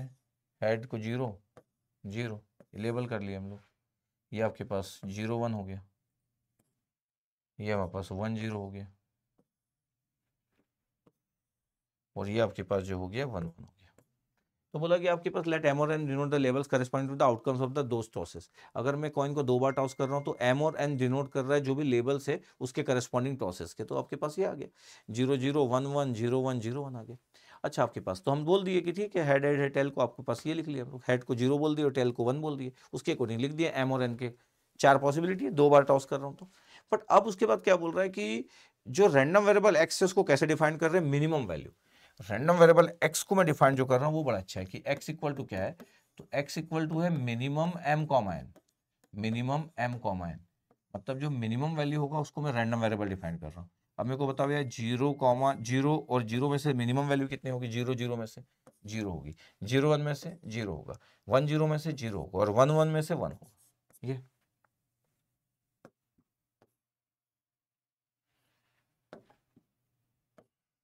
ये हो गया आपके पास, देखो ध्यान से, ये बन गया, इतना ही था मेरे पास। तो मेरे को बोला था कॉइन हम टॉस कर रहे 2 बार इंडिपेंडेंट ही, तो लिख दिया मैं, और आपके पास लेवल था कॉइन में 0 और 1, तो 0 और 1 लिख के फॉर्म में लिखा हुआ है। अच्छा, रैंडम वेरिएबल एक्स को कैसा डिफाइन कर रहा था, एम और एन में जो मिनिमम वैल्यू होगा वो। तो अब आपके पास देखो ये रैंडम वेरिएबल है और इसकी प्रोबेबिलिटी की बात करूं कि एक्स इक्वल टू 0 की प्रोबेबिलिटी, तो हेड और हेड की 1/2 इंटू 1/2 1/4 इंडिपेंडेंटली टॉस कर रहे हैं, तो हेड हेड की प्रोबेबिलिटी, पहले में हेड आए दूसरे में हेड आए तो 1/2 इंटू 1/2 तो 1/4, हेड पहले में आया दूसरे में टेल आया 1/2 इंटू 1/2 1/4, तो सबकी प्रोबेबिलिटी आपके पास। अगर मैं ध्यान से अगर आपको ऐसा दिखाऊं कि इसकी प्रोबेबिलिटी क्या है, प्रोबेबिलिटी आपके पास कि वो हेड और हेड आए या मतलब 0 0 आए, तो 1/2 इंटू 1/2 कितना होगा, 1/4 होगा। अगर मैं बोलूं कि प्रोबेबिलिटी आपके पास इसकी क्या होगी, हेड और टेल की, पहले में हेड आए दूसरे में टेल आए 1/4 होगी। इसकी प्रोबेबिलिटी क्या होगी कि पहले में टेल आए दूसरे में हेड आए, इसकी प्रोबेबिलिटी क्या होगी, वही 1/2 इंटू 1/2 1/4 होगी, इंडिपेंडेंटली हम टॉस कर ही रहे। और प्रोबेबिलिटी इसकी क्या होगी कि दोनों में टेल आए, टेल की प्रोबेबिलिटी 1/2 1/2 इंटू 1/2 1/4, सबकी प्रोबेबिलिटी 1/4। ये तो इज वेरी सिंपल, पहले भी हम इतना सारा देख चुके हैं। अब अगर मेरे को रैंडम वेरिएबल और इसका डिस्ट्रीब्यूशन का टेबल बनाना है कि x की वैल्यू है, तो अगर मैं बोलूं कि ठीक है ये x की आपके पास है, तो आप ऐसा ऐसा लिख सकते हो कि x की वैल्यू आपके पास और ये प्रोबेबिलिटी ऑफ x, ये 0 ये 0 ये 0 और ये 1, इतनी वैल्यू है, या तो 0 या तो 1 है x की वैल्यू। अब मैं बोलूं कि जो पहला वाला 0 था 1/4 है, दूसरा वाला जो 0 था वही 1/4 है, तीसरा वाला जो 0 था 1/4 है, और फोर्थ वाला जो 1 था वही 1/4 है। थोड़ी देर पहले आपके पास हम टेबल कंप्लीट की, उसको कोई ऐसा टेबल कंप्लीट कर सकता है, ये 0 0 0 0 यही वैल्यू से आपके पास रैंडम वेरिएबल की, ये हमारे पास ये आ गया। कोई ऐसा भी बोल सकता है कि सर मैं तो सर सिर्फ टेबल में सिर्फ 2 ही वैल्यू लिख रहा हूँ, 2 ही वैल्यू लिख रहा हूँ सर मैं, क्या 2 वैल्यू है, एक्स लिख रहा हूँ 0 और 1 लिख रहा हूँ सर, और उसकी प्रोबेबिलिटी। अब अगर मैं बोलूँ कि x इक्वल टू 0 जो है वो कितने बार है, x इक्वल टू 0 कितने बार है, तो मैं बोलूंगा कि आउट ऑफ 4 3 बार है, तो 3/4 हो गया, 1/4 1/4 1/4, तो 3/4 है, 3 बार 0 है ना। तो अगर मैं ओवरऑल एक साथ लिख दे रहा हूँ तो इसकी प्रोबेबिलिटी 3/4 होगी, और जो 1 x = 1 एक ही बार आ रहा था तो 1/4 है आउट ऑफ 4। इन दोनों टेबल में कोई डिफरेंस, बोथ आर सेम, ये दोनों सेम है। सिर्फ लिखने का स्टाइल किसी दो लोगों का दो तरीके से हो सकता है, दोनों सेम। इसमें सब अलग अलग करके लिखा, उसमें एक साथ लिख दिया गया, उसमें 0 एक ही बार लिखा हुआ, इसलिए 3/4। इसमें 0 3 बार 0 आ रहा था तो तीनों का अलग अलग लिखा गया। तो अगर मैं बोलूं कि मेरे को क्या फाइंड आउट करना था, सर मेरे को फाइंड आउट करना था एक्सपेक्टेड वैल्यू। क्या निकालना था मेरे को फाइंड आउट करना था कि the expected value of x, इसकी एक्सपेक्टेड वैल्यू फाइंड आउट करना था। तो अगर मैं बोल रहा हूँ कि मेरे को expected value of x find out करना है, और देखिए रहा है डिस्क्रीट रैंडम वेरिएबल है, तो समेशन एक्स और probability x equal to x. तो अगर मैं इसको अलग अलग लिख रहा हूँ तो भी वही आंसर आएगा। तो अलग अलग लिख रहा हूँ मतलब 0 एक्स के लिए 0 इंटू प्रोबेबिलिटी 1/4, फिर 0 इंटू 1/4, फिर 0 इंटू 1/4, फिर 1 इंटू 1/4, तो आंसर विल बी 1/4। ये अगर मैं बोल रहा हूँ नहीं, मैं इसको ऐसा नहीं लिख रहा हूँ, मैं इसको ऐसा लिख रहा हूँ, एक्सपेक्टेड वैल्यू ऑफ एक्स और summation X probability x equal to X, या simply probability of X, X equal to 0, 0 में मल्टीप्लाई कर दी, इसकी प्रोबेबिलिटी कितनी है 3/4, तो 0 इंटू 3/4 प्लस 1 इंटू 1/4। कोई ऐसा लिख रहा तो भी उसका आंसर 1/4, कोई ऐसा लिख रहा तो भी उसका आंसर 1/4, तो 1/4 इज द आंसर, ये इसकी एक्सपेक्टेड वैल्यू है। तो कभी कभी ऐसे क्वेश्चन जो आते हैं आपके पास, उनका ऑब्जेक्टिव रहता है कि यार आपको थोड़ा सा टेस्ट किया जाए, 1/4 मतलब 0.25। क्वेश्चन टफ नहीं, क्वेश्चन में कुछ नहीं, सिर्फ लिखने का स्टाइल टफ कर दिए कि बोले कॉइन को टॉस कर रहे हैं, उसको लेबल कर रहे हैं 0 1 से, हेड और टेल की जगह 0 1 लिख दिया। फिर बोला कि मैं कॉइन को 2 बार टॉस कर रहा हूं, तो मेरे को पता होना चाहिए 4 कॉम्बिनेशन आएंगे, एम और एन को डिनोट कर दिया, जो भी उनके लेबल्स होंगे आउटकम्स के टॉसेस के, उसको एम और एन बोल दिया। तो जब 0 1 बोल ही रहा था तो 2 बार टॉस कर रहे हैं, तो कितनी पॉसिबिलिटी, बाइनरी के फॉर्म में लिख लो 0 0 1 1 0 1 0 1, फिर लेबल कर लो आपके पास एम और एन की वैल्यू, उसके अकॉर्डिंग फिर रैंडम वेरिएबल डिफाइंड था। ये इंपॉर्टेंट था कि रैंडम वेरिएबल क्या लिखा था, दिस वन इज इंपॉर्टेंट। इसको फिर आपके पास निकल गया, और एक बार रैंडम वेरिएबल निकल गया, इसकी प्रोबेबिलिटी पता था, एक्सपेक्टेड वैल्यू तो आप बता ही सकते थे। ठीक है, ओके। तो ऐसे क्वेश्चन बनना चाहिए 1/4। ये 2014 का एक क्वेश्चन, अगेन इंपॉर्टेंट क्वेश्चन, ठीक है। ये 2014 का एक क्वेश्चन ले रहा हूं। क्वेश्चन क्या है, each of the 9 words in the sentence, इस सेंटेंस में 9 वर्ड्स है, each of the 9 words in the sentence, the quick brown fox jump over the lazy dog। एक ब्राउन कलर का जो फॉक्स है आपके पास, the quick brown fox jumps over the lazy dog. तो आपके पास ये 9 वर्ड्स है, 1 2 3 4 5 6 7 8 9 words is written on a separate piece of paper. हम पूरे जो 9 वर्ड्स है उसको हम अलग अलग पेपर में लिख ले रहे हैं, ठीक है, यही बोला आपके पास। तो अगर मैं बोलूं कि क्या मेरे पास है, तो मैं लिख लेता हूं, क्या है मेरे पास, द क्विक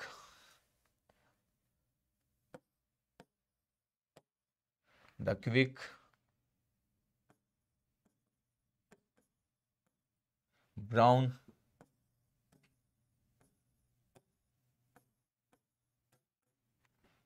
फॉक्स जम्प्स, और ये जंप कर रहा है, jumps over the lazy dog, over the lazy dog. ये अब अगर ध्यान से अगर देखा जाए कि क्या क्या है, तो ये है 1, ये है 2, ये 3 है, कितने वर्ड्स है आपके पास 4, 9 बोला था तो 9 वर्ड्स होंगे 5 6 7 8 और 9, और सबको सेपरेट पेपर में लिख लिया गया। इसको पेपर 1 में लिख लिया गया, इसको पेपर 2 में लिख लिया गया, इसको पेपर 3 में, सबको सेपरेट पेपर में लिख लिया गया, ठीक है। ध्यान से देखना, ऐसे ही बोला है पहले, सेपरेट पेपर में लिख लिया, 9 पीस ऑफ पेपर ले लिया, ठीक है। Written on a separate piece of paper, बोला ना separate piece of paper. This 9 pieces of papers are kept in a box, एक बॉक्स में इसको हम रख दे रहे, तो बॉक्स बनाए हम, और हम बोले कि एक बॉक्स बना लो और उस बॉक्स में सबको डाल दो, ये इस बॉक्स में सबको आपके पास पुट कर दो, ये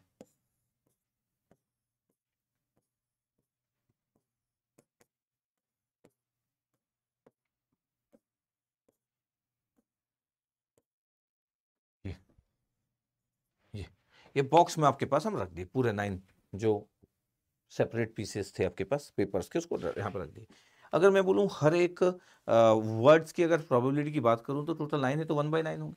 अगर ध्यान से देखा जाए इसकी प्रोबेबिलिटी की बात करूँ तो इसकी प्रोबेबिलिटी 1/9 होगी। अगर ध्यान देखा जाए इसकी प्रोबेबिलिटी कितनी होगी 1/9, इसकी प्रोबेबिलिटी कितनी होगी 1/9। इस वर्ड की क्विक वर्ड की प्रोबेबिलिटी कितनी होगी 1/9, इसकी प्रोबेबिलिटी कितनी होगी 1/9, इसकी प्रोबेबिलिटी कितनी होगी 1/9। ऐसा मैं बोल रहा हूँ आपके पास।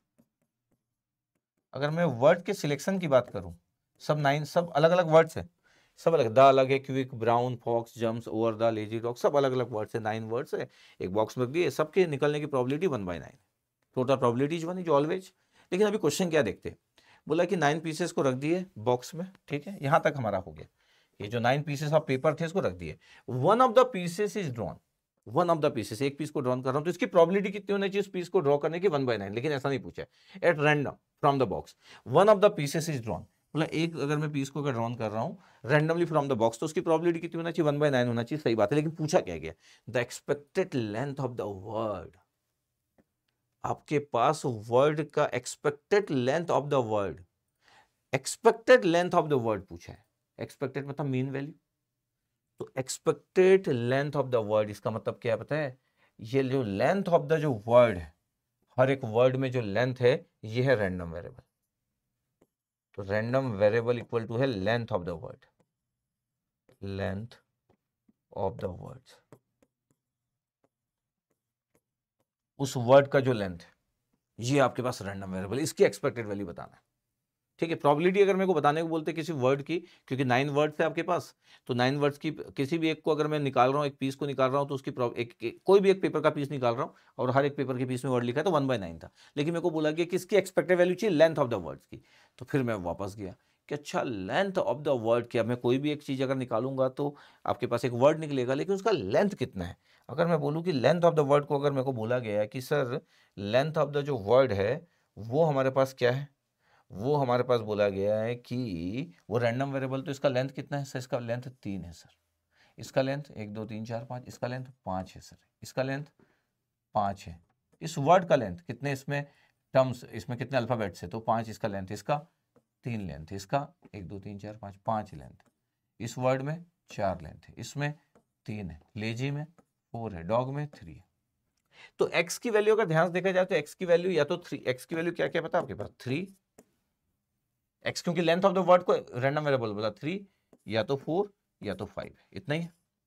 अब ध्यान से देखना, इतना ही आपके पास 3 4 5 है। अगर मैं बोलूं कि सर मैं बना लेता हूं क्या x, मैं अगर सिर्फ लिख दूं 3, अब 3 एक बार नहीं है, 4 एक बार नहीं है, 5 3 4 5 तीन ही आपके पास थे, और मैं इसकी प्रोबेबिलिटी बोलूं कि जिसमें 3 लेंथ है वर्ड की उसकी प्रोबेबिलिटी कितनी है, तो आपके पास 3 लेंथ वाले वर्ड कितने हैं आपके पास, आउट ऑफ 9 वर्ड में से 3 लेंथ वाले कितने हैं, ये आपके पास, ध्यान देखो कितने आपके पास, ये आपके पास है 3 वाले, 1 2 3 और ये 4 है आउट ऑफ 9, इसका तो इसकी प्रोबेबिलिटी कितनी होगी 4/9 आउट ऑफ 9। 4 आपके पास ऐसे वर्ड है जिसकी लेंथ 3 है। अब 4 लेंथ आपके पास कितनी है, 1 2 2 है, देखो 4 लेंथ आपके पास, तो 2/9 हो गई। और फिर बाकी 5 कितना है, 1 2 3 3 है। अच्छा, ये हमेशा क्लियर है कि जब भी आप ये टेबल कंप्लीट करते हो तो ये जो प्रोबेबिलिटी मास फंक्शन होता है इसका समेशन जो होना चाहिए प्रोबेबिलिटी मास फंक्शन का, ये जो ऑलवेज 1 होना चाहिए। ऑलवेज रिमेंबर कि ये हमेशा 1 होना चाहिए। देखो 4/9 2/9 4 2 6 3 9 9/9, ऑलवेज रिमेंबर ये तो 1 होना ही चाहिए ना। प्रोबेबिलिटी मास फंक्शन की प्रोबेबिलिटी है, प्रोबेबिलिटी मास फंक्शन की प्रॉपर्टी है, तो ठीक है, इतना आ गया आपके पास। ऐसे वर्ड जिसकी लेंथ 3 है वो वर्ड का सिलेक्शन, उसकी प्रोबेबिलिटी 4/9, क्योंकि 4 है 9 में से, ठीक है सर, ओके। अब मेरे को बोला गया कि मेरे को इसका चाहिए expected value, expected value of x क्या होगा sir, expected value of x होगा सर, और probability x equal to x होगा। ये अगर मैं बोलूँ कि 3 लिखूंगा तो क्या होगा सर, 3 इंटू 4/9 आएगा, सही, और 4 इंटू 2/9 आएगा, फिर एक और सर 5 इंटू 3/9 आएगा, तो 9 तो कॉमन हो गया, ये 12 हो गया, 12 और 8 20 20 और 15 35/9 आ रहा है, 27 27 और कितना हो गया 30 और 5 8 80 72 72, फिर 8, 0, नॉट 3.88, चेक कर लेना with answer expected value of x. ये लेंथ आपके पास आ गया। It's very good question. Actually आपके पास जो पूछा गया था बहुत ही अच्छा पूछा गया था ये, तो 3.8 है। ये भी न्यूमेरिकल आंसर टाइप था। तो ऐसे क्वेश्चन जब न्यूमेरिकल आंसर टाइप में आते हैं तो फिर बनने के चांसेस इसलिए कम हो जाते हैं क्योंकि कॉन्फिडेंस कम हो जाता है।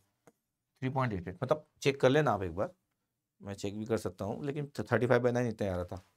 24 में से गया तो कितना हो गया, 24 9 90 था।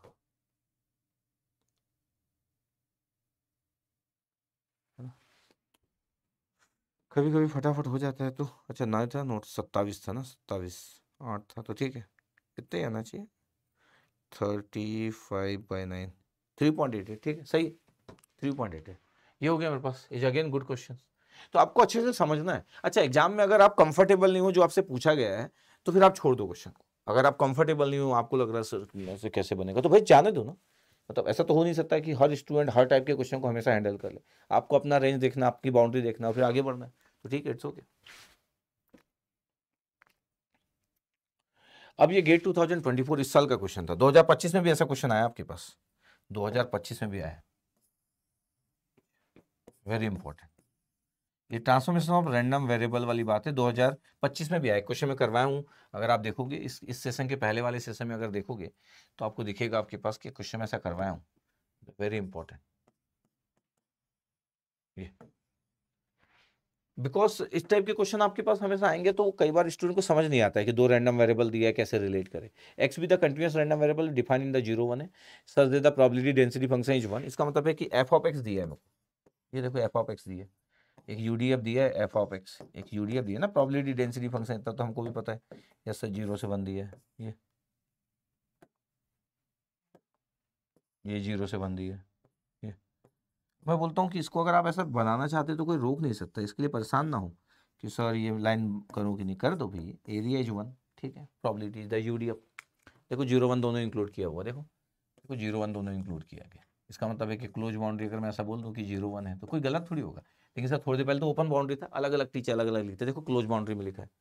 अब हो सकता है दूसरा आईटी का टीचर इसी को ऐसा लिख दे, क्या इज द ओपन इंटरवल 0 1। इससे परेशान नहीं होना, मैं यही ज़्यादा सिखाने की कोशिश करता हूँ। एक आईटी के प्रोफेसर को ये सिर्फ ये लाइन पसंद है, सिर्फ उसको ये लाइन पसंद है, ये 2 लाइन पसंद नहीं है, ये नीचे जो गई है। अच्छा 2 लाइन जब बनाते तो बड़ा अच्छा दिखता है कि एक सॉलिड दिख रहा है चारों और फिर एरिया 1 दिख रहा है। सिर्फ कांस्टेंट लाइन दिखता है तो फिर ऐसा डॉटेड डॉट बनाना पड़ता है, बट ठीक है, इट्स ओके। हमको इशू नहीं होना चाहिए कि एक आईटी का प्रोफेसर इसको ओपन इंटरवल लिख दिया, एक आईटी का प्रोफेसर इसको क्लोज इंटरवल लिख दिया, डोंट वरी फॉर दैट, ठीक है। तो भैया ये तो दे दिया probability density functions, x random variable continuous random variable है, वाई बोला है कि log e x+1, log e मतलब log नेचुरल, वाई की वैल्यू ये गिवन है और एक्सपेक्टेड वैल्यू ऑफ वाई मेरे को फाइंड आउट करना है, एक्सपेक्टेड वैल्यू ऑफ वाई मेरे को फाइंड आउट करना है, ठीक है। वाई इक्वल टू मेरे पास ये गिवन है, वाई इक्वल टू मेरे पास ये गिवन है, तो वाई की वैल्यू कितना गिवन है, वाई इक्वल टू एल लिख देता हूँ, log नेचुरल मतलब एल एन आपके पास ये x+1 है, कैपिटल लेटर में गिवन था, स्मॉल लेटर लिखने की जरूरत नहीं, ये तो कैपिटल लेटर जी।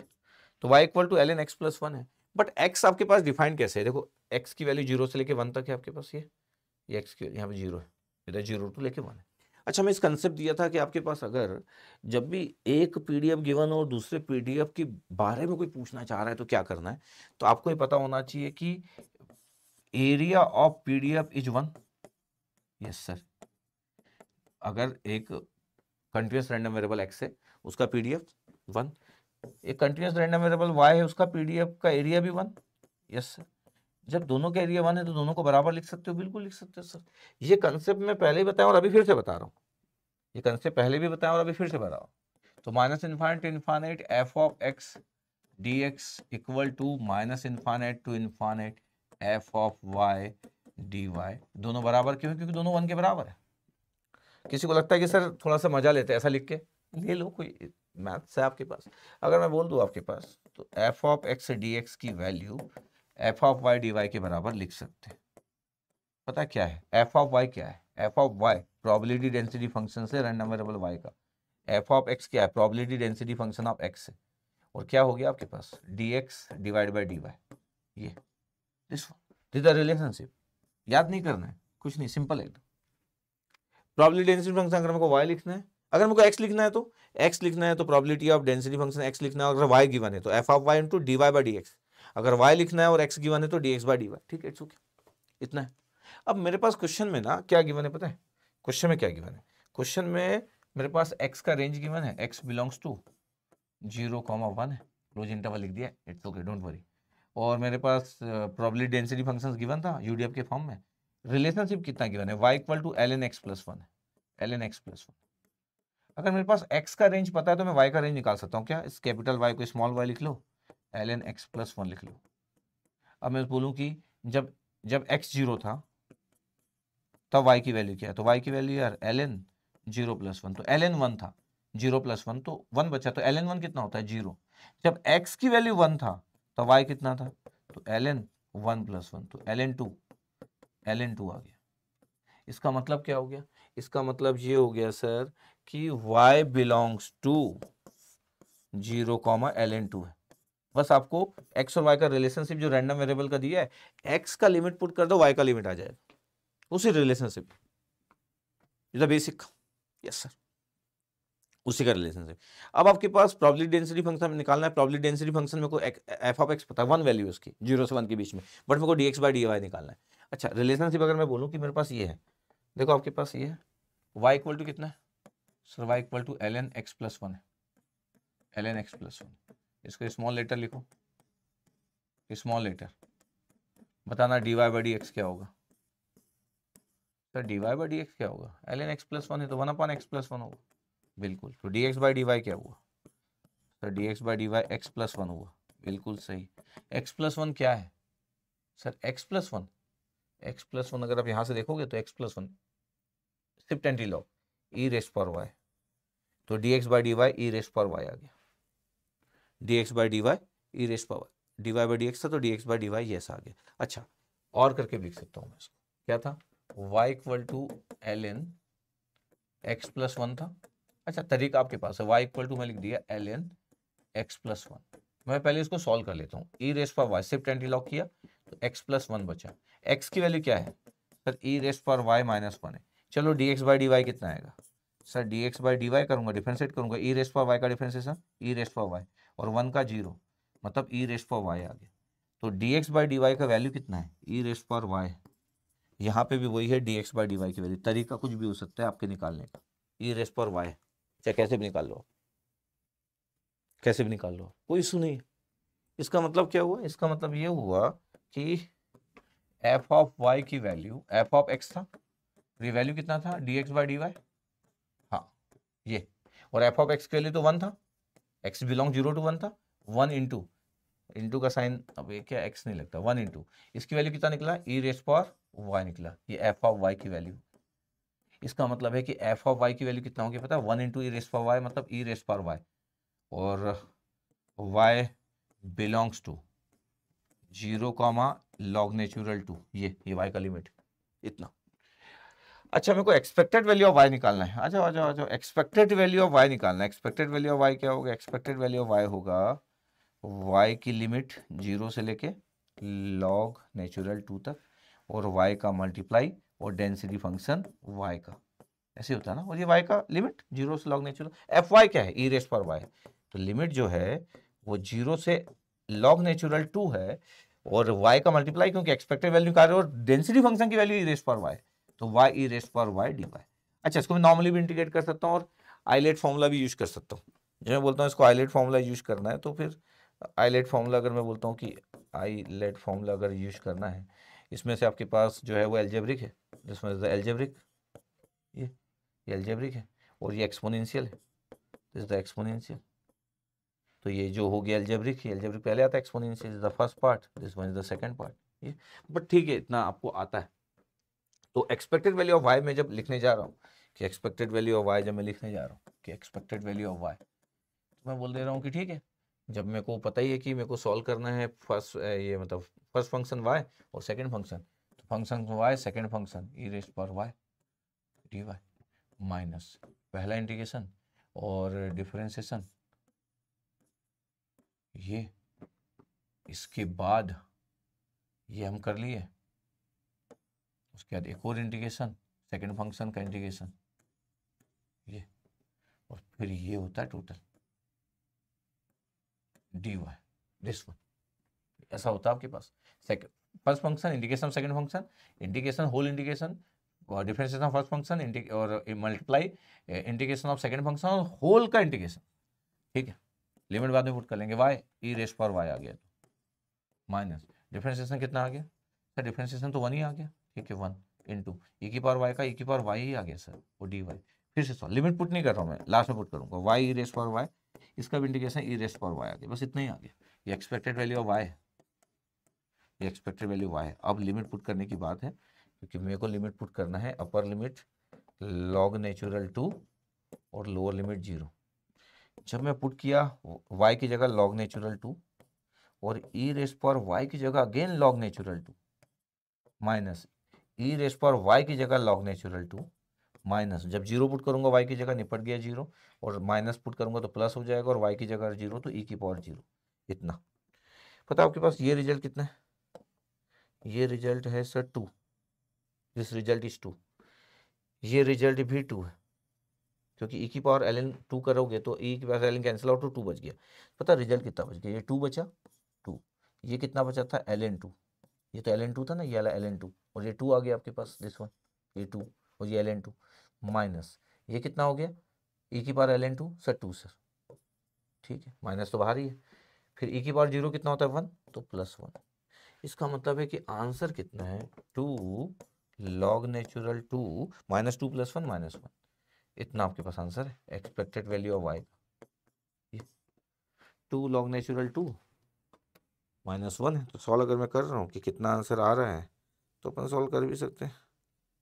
क्या करें, ln 2 कर लेते पहले तो यार, इंटू 2 1.386 आ रहा है माइनस 1 0.386 0.38629।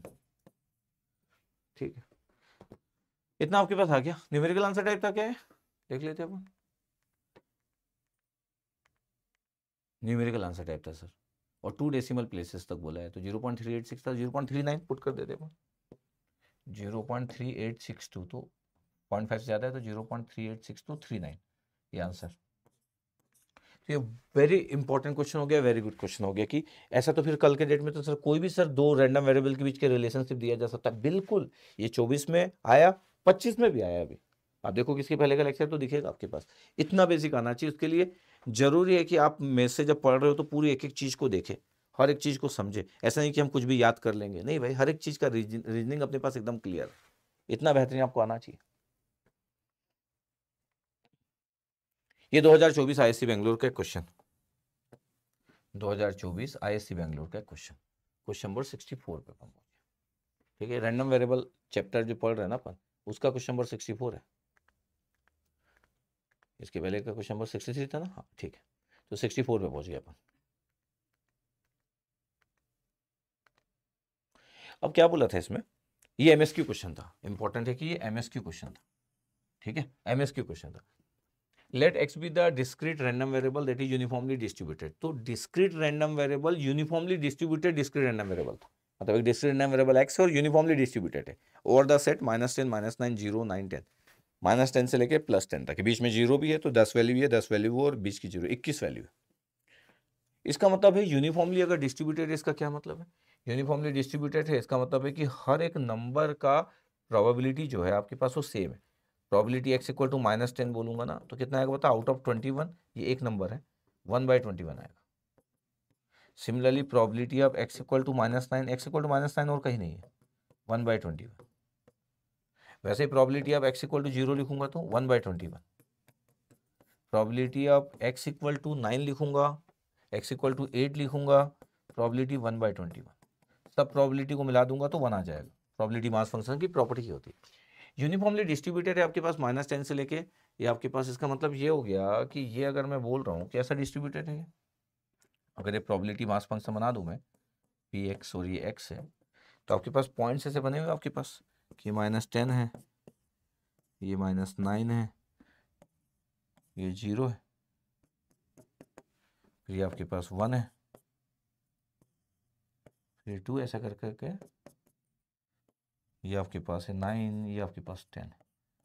अच्छा, इसको बनाने के पीछे ये है कि आपके पास ये अगर यूनिफॉर्मली आपके पास अगर सबकी जो प्रोबेबिलिटी है ना, सब सेम है प्रोबेबिलिटी। 1/21 अगर मैं लिख दे रहा हूँ, 1 अगर मैं 21 लिख दिया, ये 1/21 अगर मैं लिख दे रहा हूँ, सबकी प्रोबेबिलिटी इज 1/21। ये 1/21, ये यूनिफॉर्मली डिस्ट्रीब्यूटेड है, दिस प्रोबेबिलिटी इज 1/21, 1/21, सबका प्रोबेबिलिटी 1/21, हर एक की प्रोबेबिलिटी, टोटल 21 सैंपल्स है, सबकी प्रोबेबिलिटी 1/21। तो x is discrete random variable that is uniformly distributed, ये यूनिफॉर्मली डिस्ट्रीब्यूटेड है, इसका मतलब हर एक जो पॉइंट्स है आपके पास सबकी प्रोबेबिलिटी सेम, फ्रॉम -10 से लेके +10 आपके पास ये यूनिफॉर्मली डिस्ट्रीब्यूटेड।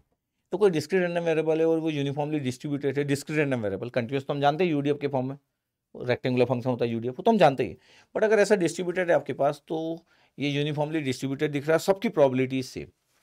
अब क्वेश्चन क्या था पता है, बोल रहा है कि बताओ इन ऑप्शन में से और कौन से यूनिफॉर्मली डिस्ट्रीब्यूटेड होंगे। अब एक्स की वैल्यू ये है और आपके पास ऑप्शंस गिवन है, ठीक है। तो अगर मैं बोलूं आपके पास कि ऐसा अगर हमारे पास है और एक्स की वैल्यू हमारे पास ये है, ये एक्स की वैल्यू है, -10 से स्टार्ट हुआ था, -9, -8, -7, -6, -5, -4, -3, -2, -1, 0, 1, 2, 3, 4, 5, 6, 7, 8, 9 और 10, ऐसे ही है आपके पास, ध्यान से। Yes sir. अगर मैं बोलूं कि एक्स स्क्वायर करूंगा तो क्या होगा, हर एक पॉइंट आपके पास, -10 का स्क्वायर क्या होगा 100, 9 का स्क्वायर कितना होगा 81 होगा, 8 का स्क्वायर कितना होगा 64 होगा, 7 का स्क्वायर कितना होगा 49 होगा, 6 का कितना होगा 36 होगा, ये 25 होगा, ये कितना होगा 16 होगा, ये कितना होगा 9 होगा, ये कितना होगा 4 होगा, ये कितना होगा 1 होगा, ये कितना होगा 0 होगा, ये कितना होगा 1 ही होगा, 2 का 4 होगा, 3 का 9 होगा, फिर 4 का कितना होगा 16 होगा, 25 होगा, 36 होगा, 49 होगा, 64 होगा, 81 होगा और 100 होगा। क्या सबकी प्रोबेबिलिटी सेम है? Yes sir. 100 की प्रोबेबिलिटी सर 2/21 सैंपल्स की 100 की प्रोबेबिलिटी 2/81 है, क्योंकि 2 बार 100 है। 81 की प्रोबेबिलिटी भी सर 2 बार है, तो 2/21 है, ये भी 2/21 है, वो भी 2/21 है, लेकिन सबकी प्रोबेबिलिटी सेम नहीं सर, सभी तो सेम है सर, 100 2 बार, 81 2 बार, नहीं, 0 एक ही बार है। इसकी प्रोबेबिलिटी जो है ना 0 की, वो प्रोबेबिलिटी 1/21 है, 21 सैंपल में से 1 ही है। लेकिन अगर मैं बोलूँ प्रोबेबिलिटी ऑफ 100 कितना, x = 100, ये 1/21 नहीं है, ये है 2/21, और प्रोबेबिलिटी x = 0 एक ही बार है, बाकी सब 2/21 है, ये आपके पास 1/21 है। देखो आपके पास, इसका मतलब है कि सबकी प्रोबेबिलिटी सेम नहीं है, तो यूनिफॉर्मली डिस्ट्रीब्यूटेड नहीं है। अगर मैं बनाने जाऊंगा ना तो 100 को तो 2/21 बनेगा, लेकिन x = 0 पे 1/21 बनेगा, ये यूनिफॉर्मली डिस्ट्रीब्यूटेड नहीं होगा।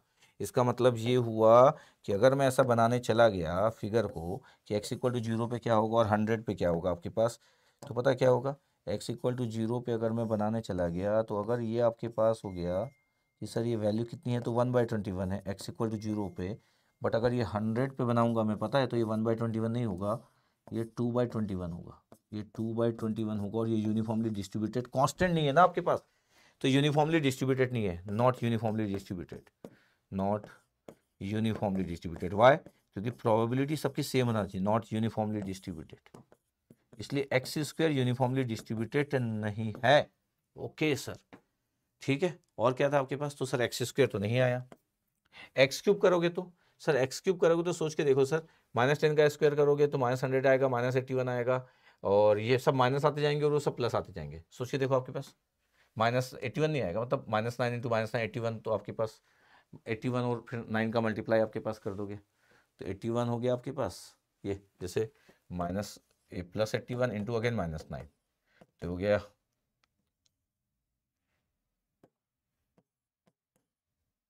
-729, तो -729 एक ही बार आएगा, वो +729 आएगा। इसका मतलब है नेगेटिव का क्यूब करोगे तो सब नेगेटिव आएंगे, पॉजिटिव का क्यूब करेंगे तो सब पॉजिटिव आएंगे, और 0 तो एक ही बार आएगा। इसका मतलब हर एक नंबर की प्रोबेबिलिटी सेम होगी 1/21, एक्स की एक्स की हर वैल्यू डिफरेंट है। इसका मतलब क्या हुआ, इसका मतलब ये हुआ कि सर यहाँ पे सभी की प्रोबेबिलिटी सेम है, ऑल प्रोबेबिलिटी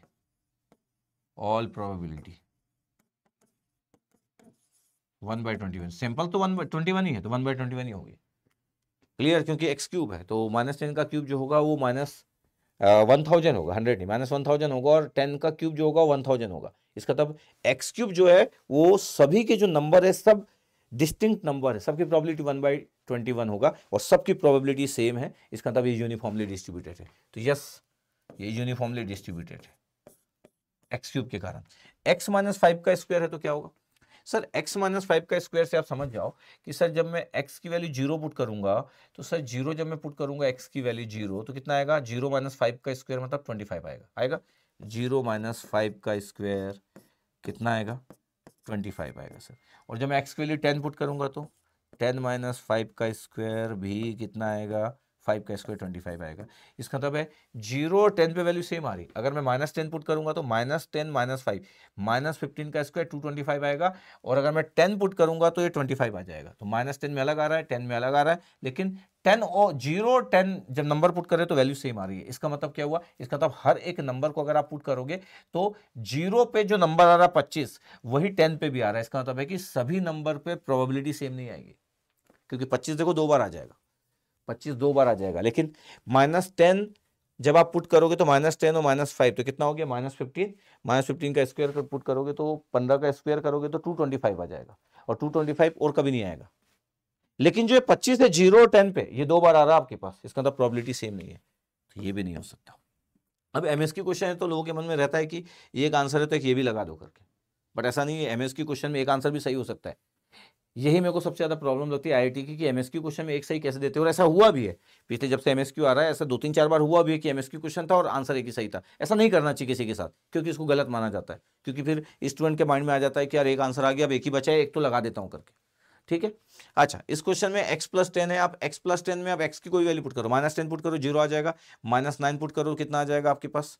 1 आ जाएगा। तो देखो आपके पास ये आ जाएगा 0, ये आ जाएगा, ये आ जाएगा आपके पास 1, ये आ जाएगा। -8 पुट करोगे तो 2 का स्क्वायर 4 आ जाएगा। तो अगर आप ध्यान से x + 10 का स्क्वायर पुट कर रहे हो और x की वैल्यू ये है, x की वैल्यू इतनी आपके पास है, और x + 10 अगर पुट कर रहे हो यहाँ पे, x + 10 में यही पे आपको पुट करके दिखाता हूँ कि x + 10 का स्क्वायर अगर कर रहे हो तो सोचो क्या होगा? 10 पुट किए तो कितना हो गया? 0। -9 पुट किए तो कितना हो गया? 1 का स्क्वायर 1 हो गया।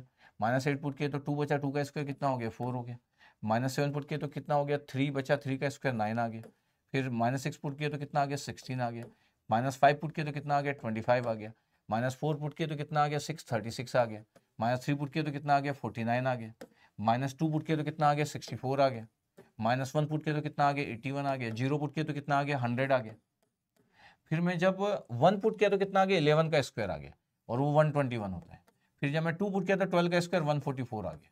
फिर 13 पुट किया तो 169 आ गया, मतलब 3 पुट किया तो। फिर 4 पुट किया आपके पास तो 14 का स्क्वायर आ गया। ऐसा करके नंबर बढ़ते जा रहे हैं, और कोई भी नंबर आपके पास सेम नहीं है। इसका मतलब हर एक नंबर यूनिक नंबर है।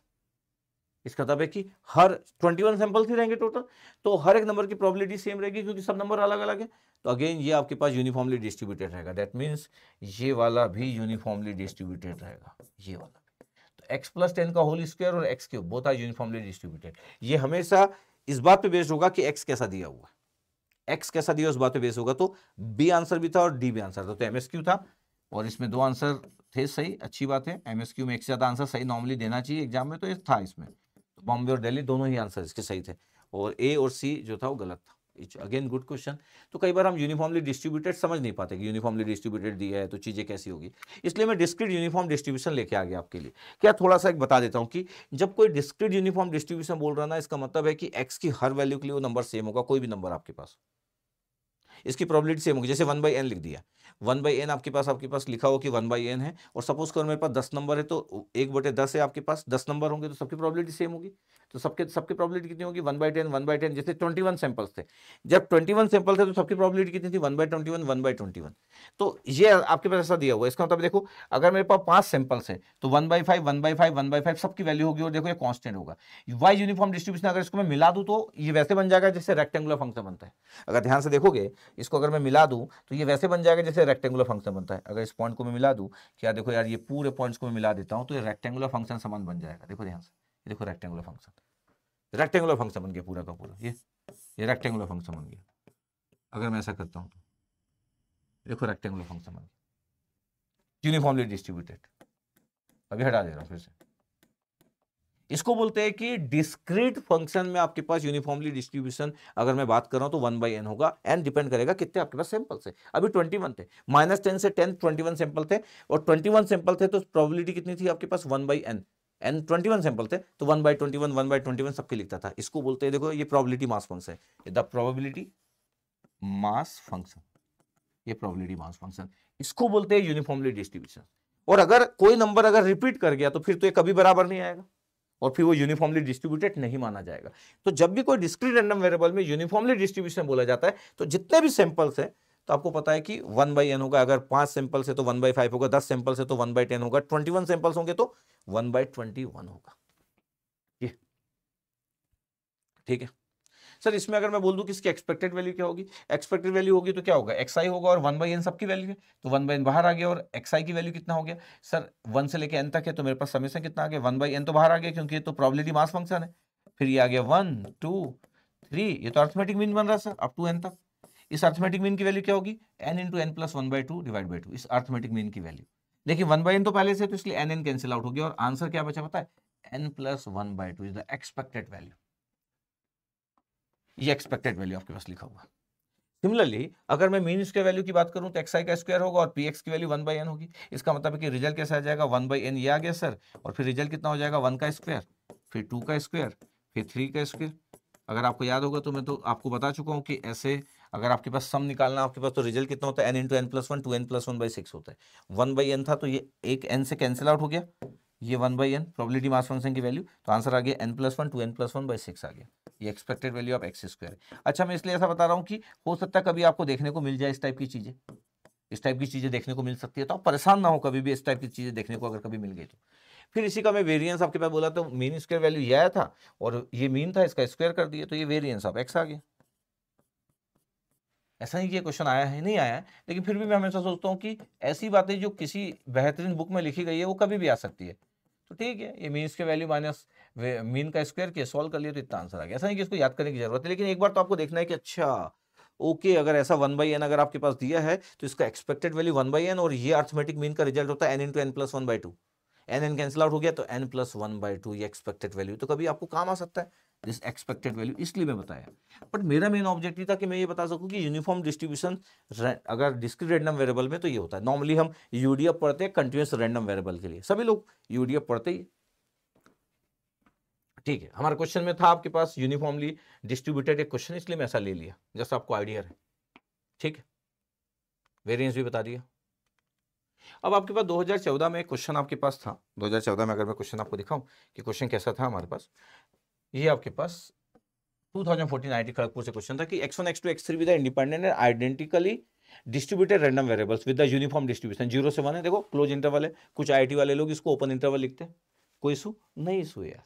इसका मतलब है कि आपको बोला जा रहा है कि एक यूडीएफ गिवन है 0 to 1, ये तो सबसे स्टैंडर्ड है यूडीएफ 0 to 1 बार बार बोलना, ये तो बार बार बोलते रहते हैं। ये यूडीएफ आपके पास 0 से 1 है, ये तो इसका हाइट भी 1 होगा क्योंकि एरिया तो 1 होता ही है। ये एफ ऑफ एक्स हो गया, एफ ऑफ x1 मान लो आप। ये तो मैं बोल रहा हूं कि तीन आपके पास इंडिपेंडेंट और identically distributed random variable with the uniform distribution, the probability p x1 is largest, x1 सबसे आपके पास लार्जेस्ट है। अब मैं बोल रहा हूं कि आइडेंटिकली जब डिस्ट्रीब्यूटेड है तो जो तीन रैंडम वेरिएबल है उसमें x1 सबसे लार्जेस्ट है, उसकी प्रोबेबिलिटी कितनी होगी, तो उसकी प्रोबेबिलिटी उतनी होगी जितनी x2 लार्जेस्ट की होगी क्योंकि तीनों तो आइडेंटिकल है। उसकी प्रोबेबिलिटी इतनी होगी जितनी x3 लार्जेस्ट की होगी। इसका मतलब है कि ये तो इक्वली लाइकली टाइप का हुआ, जो x1 की पॉसिबिलिटी होगी वही x2 की होगी, वही x3 की होगी, और तीन है आपके पास। इसका मतलब है कि प्रोबेबिलिटी ऑफ x1 लार्जेस्ट वो तो उतनी ही होगी जितनी प्रोबेबिलिटी ऑफ x2 लार्जेस्ट की होगी, उतनी ही होगी आपके पास जितनी x3 लार्जेस्ट की होगी क्योंकि तीनों ही आइडेंटिकल है आपके पास और यूनिफॉर्मली डिस्ट्रीब्यूटेड है और तीनों की आपके पास तो इक्वली लाइकली, तो 1/3 answer is 1/3, this one direct is 1/3। कुछ भी नहीं करना, 2014 का क्वेश्चन। बट फिर भी ऐसी चीजें इसलिए नहीं बनती क्योंकि समझ नहीं आता कि यार कोई क्या बोलना चाहता है। अभी एक नॉर्मल स्टूडेंट को बोलूं और उसको बोलूं कि देखिए यार इंडिपेंडेंट है, याद कर लेना, आइडेंटिकल डिस्ट्रीब्यूटेड रहेगा, ऐसा ऐसा रहेगा, वो सोचेगा 3 है 1/3 होगा। सही बात भी है कि 1/3 होगा, इक्वली लाइकली से आपके पास, और सब आइडेंटिकली डिस्ट्रीब्यूटेड है तो x1 के लार्जेस्ट होने की प्रोबेबिलिटी उतनी होगी जितनी x2 की होगी और x3 की होगी। अच्छा अगर आपको देखना है कि सर मैं इसको देखना चाहता हूं, अच्छा, अगर आप इसको देखना चाहते हैं कि सर मैं अगर आप दिखा दोगे तो मजा आ जाएगा, तो कुछ भी नहीं है यार। देखो x1 x2 x3, ध्यान से देखना, ध्यान से देखना, x1 greater than x2 greater than x3, ये एक लिखा हम, ठीक है। x1 बड़ा है, सबसे बड़ा ये लिखा, x1 लार्जेस्ट बोला था, x2 बड़ा लिखा, फिर x3 लिखा। इसको तो मैं ऐसा भी लिख सकता था, x3 ग्रेटर देन x2, हो तो गया ये, देखो आपके पास। सिमिलरली जब x1 सबसे लार्जेस्ट है, वैसे x2 सबसे लार्जेस्ट होगा, किससे, x1 और x3 से। एक बार x1 आगे रख लो, एक बार x3 आगे रख लो, हो गया, हो गया काम। वैसे ही x3 सबसे बड़ा होगा, किसके, x1 और x2 से। एक बार x1 को रख लो आगे, एक बार x2 को आगे रख लो, देखो ध्यान से, x2 को रख लिए। टोटल पॉसिबिलिटी कितनी हुई, टोटल पॉसिबिलिटी पता है कितनी होगी, टोटल 6 पॉसिबिलिटी है, 3 आपके पास रैंडम वेरिएबल है। अब आपके पास बोला है कि x1 लार्जेस्ट होना चाहिए, पता आपके पास। तो अगर मैं बोलूं कि प्रोबेबिलिटी निकालना है, तो नंबर ऑफ फेवरेबल आउटकम्स, ये basic definition, number of favourable outcomes divide by total outcomes, divide by total outcomes, number of outcomes, number of total outcomes. Favourable outcomes क्या है, फेवरेबल आउटकम्स क्या, टोटल आउटकम्स तो 6 है। जब x1 x2 x3 तीन number को compare कर रहे हैं और कोई ना कोई नंबर ग्रेटर है आपके पास, इक्वल टू की तो बात नहीं चल रही है, इतनी पॉसिबिलिटी है, उसमें से फेवरेबल आउटकम कौन से, ये फेवरेबल आउटकम्स है, ये 2 फेवरेबल आउटकम्स है। तो प्रोबेबिलिटी क्या हो गया, नंबर ऑफ फेवरेबल आउटकम्स 2 है, x1 इज लार्जेस्ट बोला है ना, x1 is largest, divide by total outcome 6 है, तो आंसर इज 1/3। किसी को बताने के लिए फिर ये तरीका कि भैया ये लिख ले भाई नंबर, इसमें और कोई चांस दिख रहा है, देखो सर मेरे को तो लग रहा है और कुछ है, लिख ले, और कुछ आएगा ही नहीं कभी। x1 x2 x3 में कोई भी एक नंबर बड़ा होगा आपके पास, तो x1 के 2 ही चांसेस है, x2 के भी 2 चांसेस है, x3 के भी 2 चांसेस, टोटल चांसेस 6, x1 के 2 चांसेस है। अगर इस क्वेश्चन में x1 की जगह x2 लिखा रहता तो भी आंसर 1/3 आता, और x3 लिखा रहता तो भी आंसर 1/3 आता। और अच्छा, इसमें अगर ये लार्जेस्ट की जगह अगर ये स्मॉलेस्ट लिखा रहता तो भी आंसर 1/3 आता, फिर मैं साइन चेंज कर देता, सबके सबके साइन चेंज कर दो, सब ग्रेटर के लेस कर दो, लार्जेस्ट का स्मॉलेस्ट बन गया, तो भी आंसर 1/3 आता। मतलब x1 लिखा है तो भी आंसर 1/3, x2 लार्जेस्ट बोलता तो भी आंसर 1/3, x3 लार्जेस्ट बोलता तो भी 1/3, x1 स्मॉलेस्ट बोलता तो भी 1/3, x2 स्मॉलेस्ट बोलता तो भी 1/3, x3 स्मॉलेस्ट बोलता तो भी 1/3। ये देखो ध्यान से, इसलिए मैं बोला कि जब ये इंडिपेंडेंट और आइडेंटिकली डिस्ट्रीब्यूटेड रैंडम वेरिएबल्स है, तो जो प्रोबेबिलिटी x1 लार्जेस्ट की होगी वो x2 की होगी और x3 की होगी, क्योंकि सबके सब आइडेंटिकली डिस्ट्रीब्यूटेड और इंडिपेंडेंट है। ये 2000 का कहाँ का क्वेश्चन था, 14 का। ऐसा क्वेश्चन एक बार और आया, कब आया, 2018 आईआईटी गुवाहाटी में आया, 2018 आईआईटी गुवाहाटी में आया। क्या आया क्वेश्चन आपके पास, देखो ध्यान से, let x1 x2 x3 x4 be the independent normal random variable with the zero mean and unit variance. बोल रहा है कि x1 x2 x3 सब इंडिपेंडेंट है और सबके सब नॉर्मल रैंडम वेरिएबल है, जिसका मीन आपके पास 0 है और यूनिट वेरिएंस है, वेरिएंस यूनिट है और मीन 0 है। तो सबके सब आइडेंटिकल हुए, क्योंकि सभी नॉर्मल रैंडम वेरिएबल है, क्योंकि सभी का मीन 0 है, सभी का वेरिएंस 1 है, सब आइडेंटिकल हुए। तो x1 x2 x3 x4 are identical. अब अगर कोई बोल रहा है कि probability that x4 the smallest among the four, x4 के सबसे स्मॉल होने की प्रोबेबिलिटी वही होगी जो x1 के स्मॉल होने की होगी, जो x2 के स्मॉल होने की होगी, जो x3 के स्मॉल होने की होगी। टोटल आंसर कितना होगा सर, 1/4। मतलब सर 0.25, एग्जाम में तो 0.25 लिखना पड़ेगा, क्वेश्चन खत्म। इसका मतलब इस टाइप की कोई भी क्वेश्चन आएंगे तो आपको क्लियर है कि कितने रैंडम वेरिएबल दिए, उसके अकॉर्डिंग आप आंसर दे दोगे, क्वेश्चन खत्म हो गया। आपको लगेगा सर इसको भी एक बार एक्सप्लेन करो ना सर, ये तो आप अपनी स्टाइल से बता दे रहे कि x4 स्मॉलेस्ट होगा, तो सभी आपके पास x1 के भी स्मॉलेस्ट होने की उतनी प्रोबेबिलिटी। हाँ, जैसे अगर आपको लगता है कि सर थोड़ा सा इसको बताओगे तो अच्छा लगेगा, देखो x1 के स्मॉलेस्ट होने की, तो x1 स्मॉलेस्ट ले लिया। अब ये x2 है, ये x3 और x4, x1 स्मॉलेस्ट है, x1 स्मॉलेस्ट है आपके पास। अब देखो आपके पास ये x2 को ही रख रहा हूं मैं, x2 इसमें है तो इसमें भी x2 है। x3 x4 की कितनी पॉसिबिलिटी, x3 x4 में x4 को पहले कर लो, x3 को कर लो। अगर मैं x2 के सामने से देखूं तो x3 x4 कवर हो गया, यस सर। अभी x1 के सामने से देखूं तो x2 x3 x4 हो गया, x2 x4 x3 हो गया। अब मैं इस x2 की जगह x3 भी तो कर सकता हूं, यस। अगर मैं इसको x3 कर दिया तो अब x2 और x4 बचा, यस सर, x2 और x4 बचा। अब x4 और x2 को भी एक्सचेंज कर लो, तो x3 के साथ में आ गया x4 और x2, यस सर। तो अब x1 के सामने पहले x2 था, अब x1 के सामने x3 है। सिमिलरली क्या सर, x1 के सामने x3 है, अब उसके सामने तो x4 भी हो सकता है, बिल्कुल सही। अब x4 के सामने क्या बचा, x2 x3 में से, सर x2 x3। क्या मैं x3 और x2 को एक्सचेंज कर लूं, x4 तो रहने देना, और x3 और टू को एक्सचेंज कर लो, यस सर। पता है कितनी पॉसिबिलिटी है, 1 2 3 4 5 6। x1 जब आप लिख रहे हो उसके सामने 6 पॉसिबिलिटी है, x1 के सामने 6 पॉसिबिलिटी, ये x1 की 6 पॉसिबिलिटी है। तो अगर x1 की 6 पॉसिबिलिटी है तो x2 की कितनी पॉसिबिलिटी होगी, उसकी भी तो 6 होगी।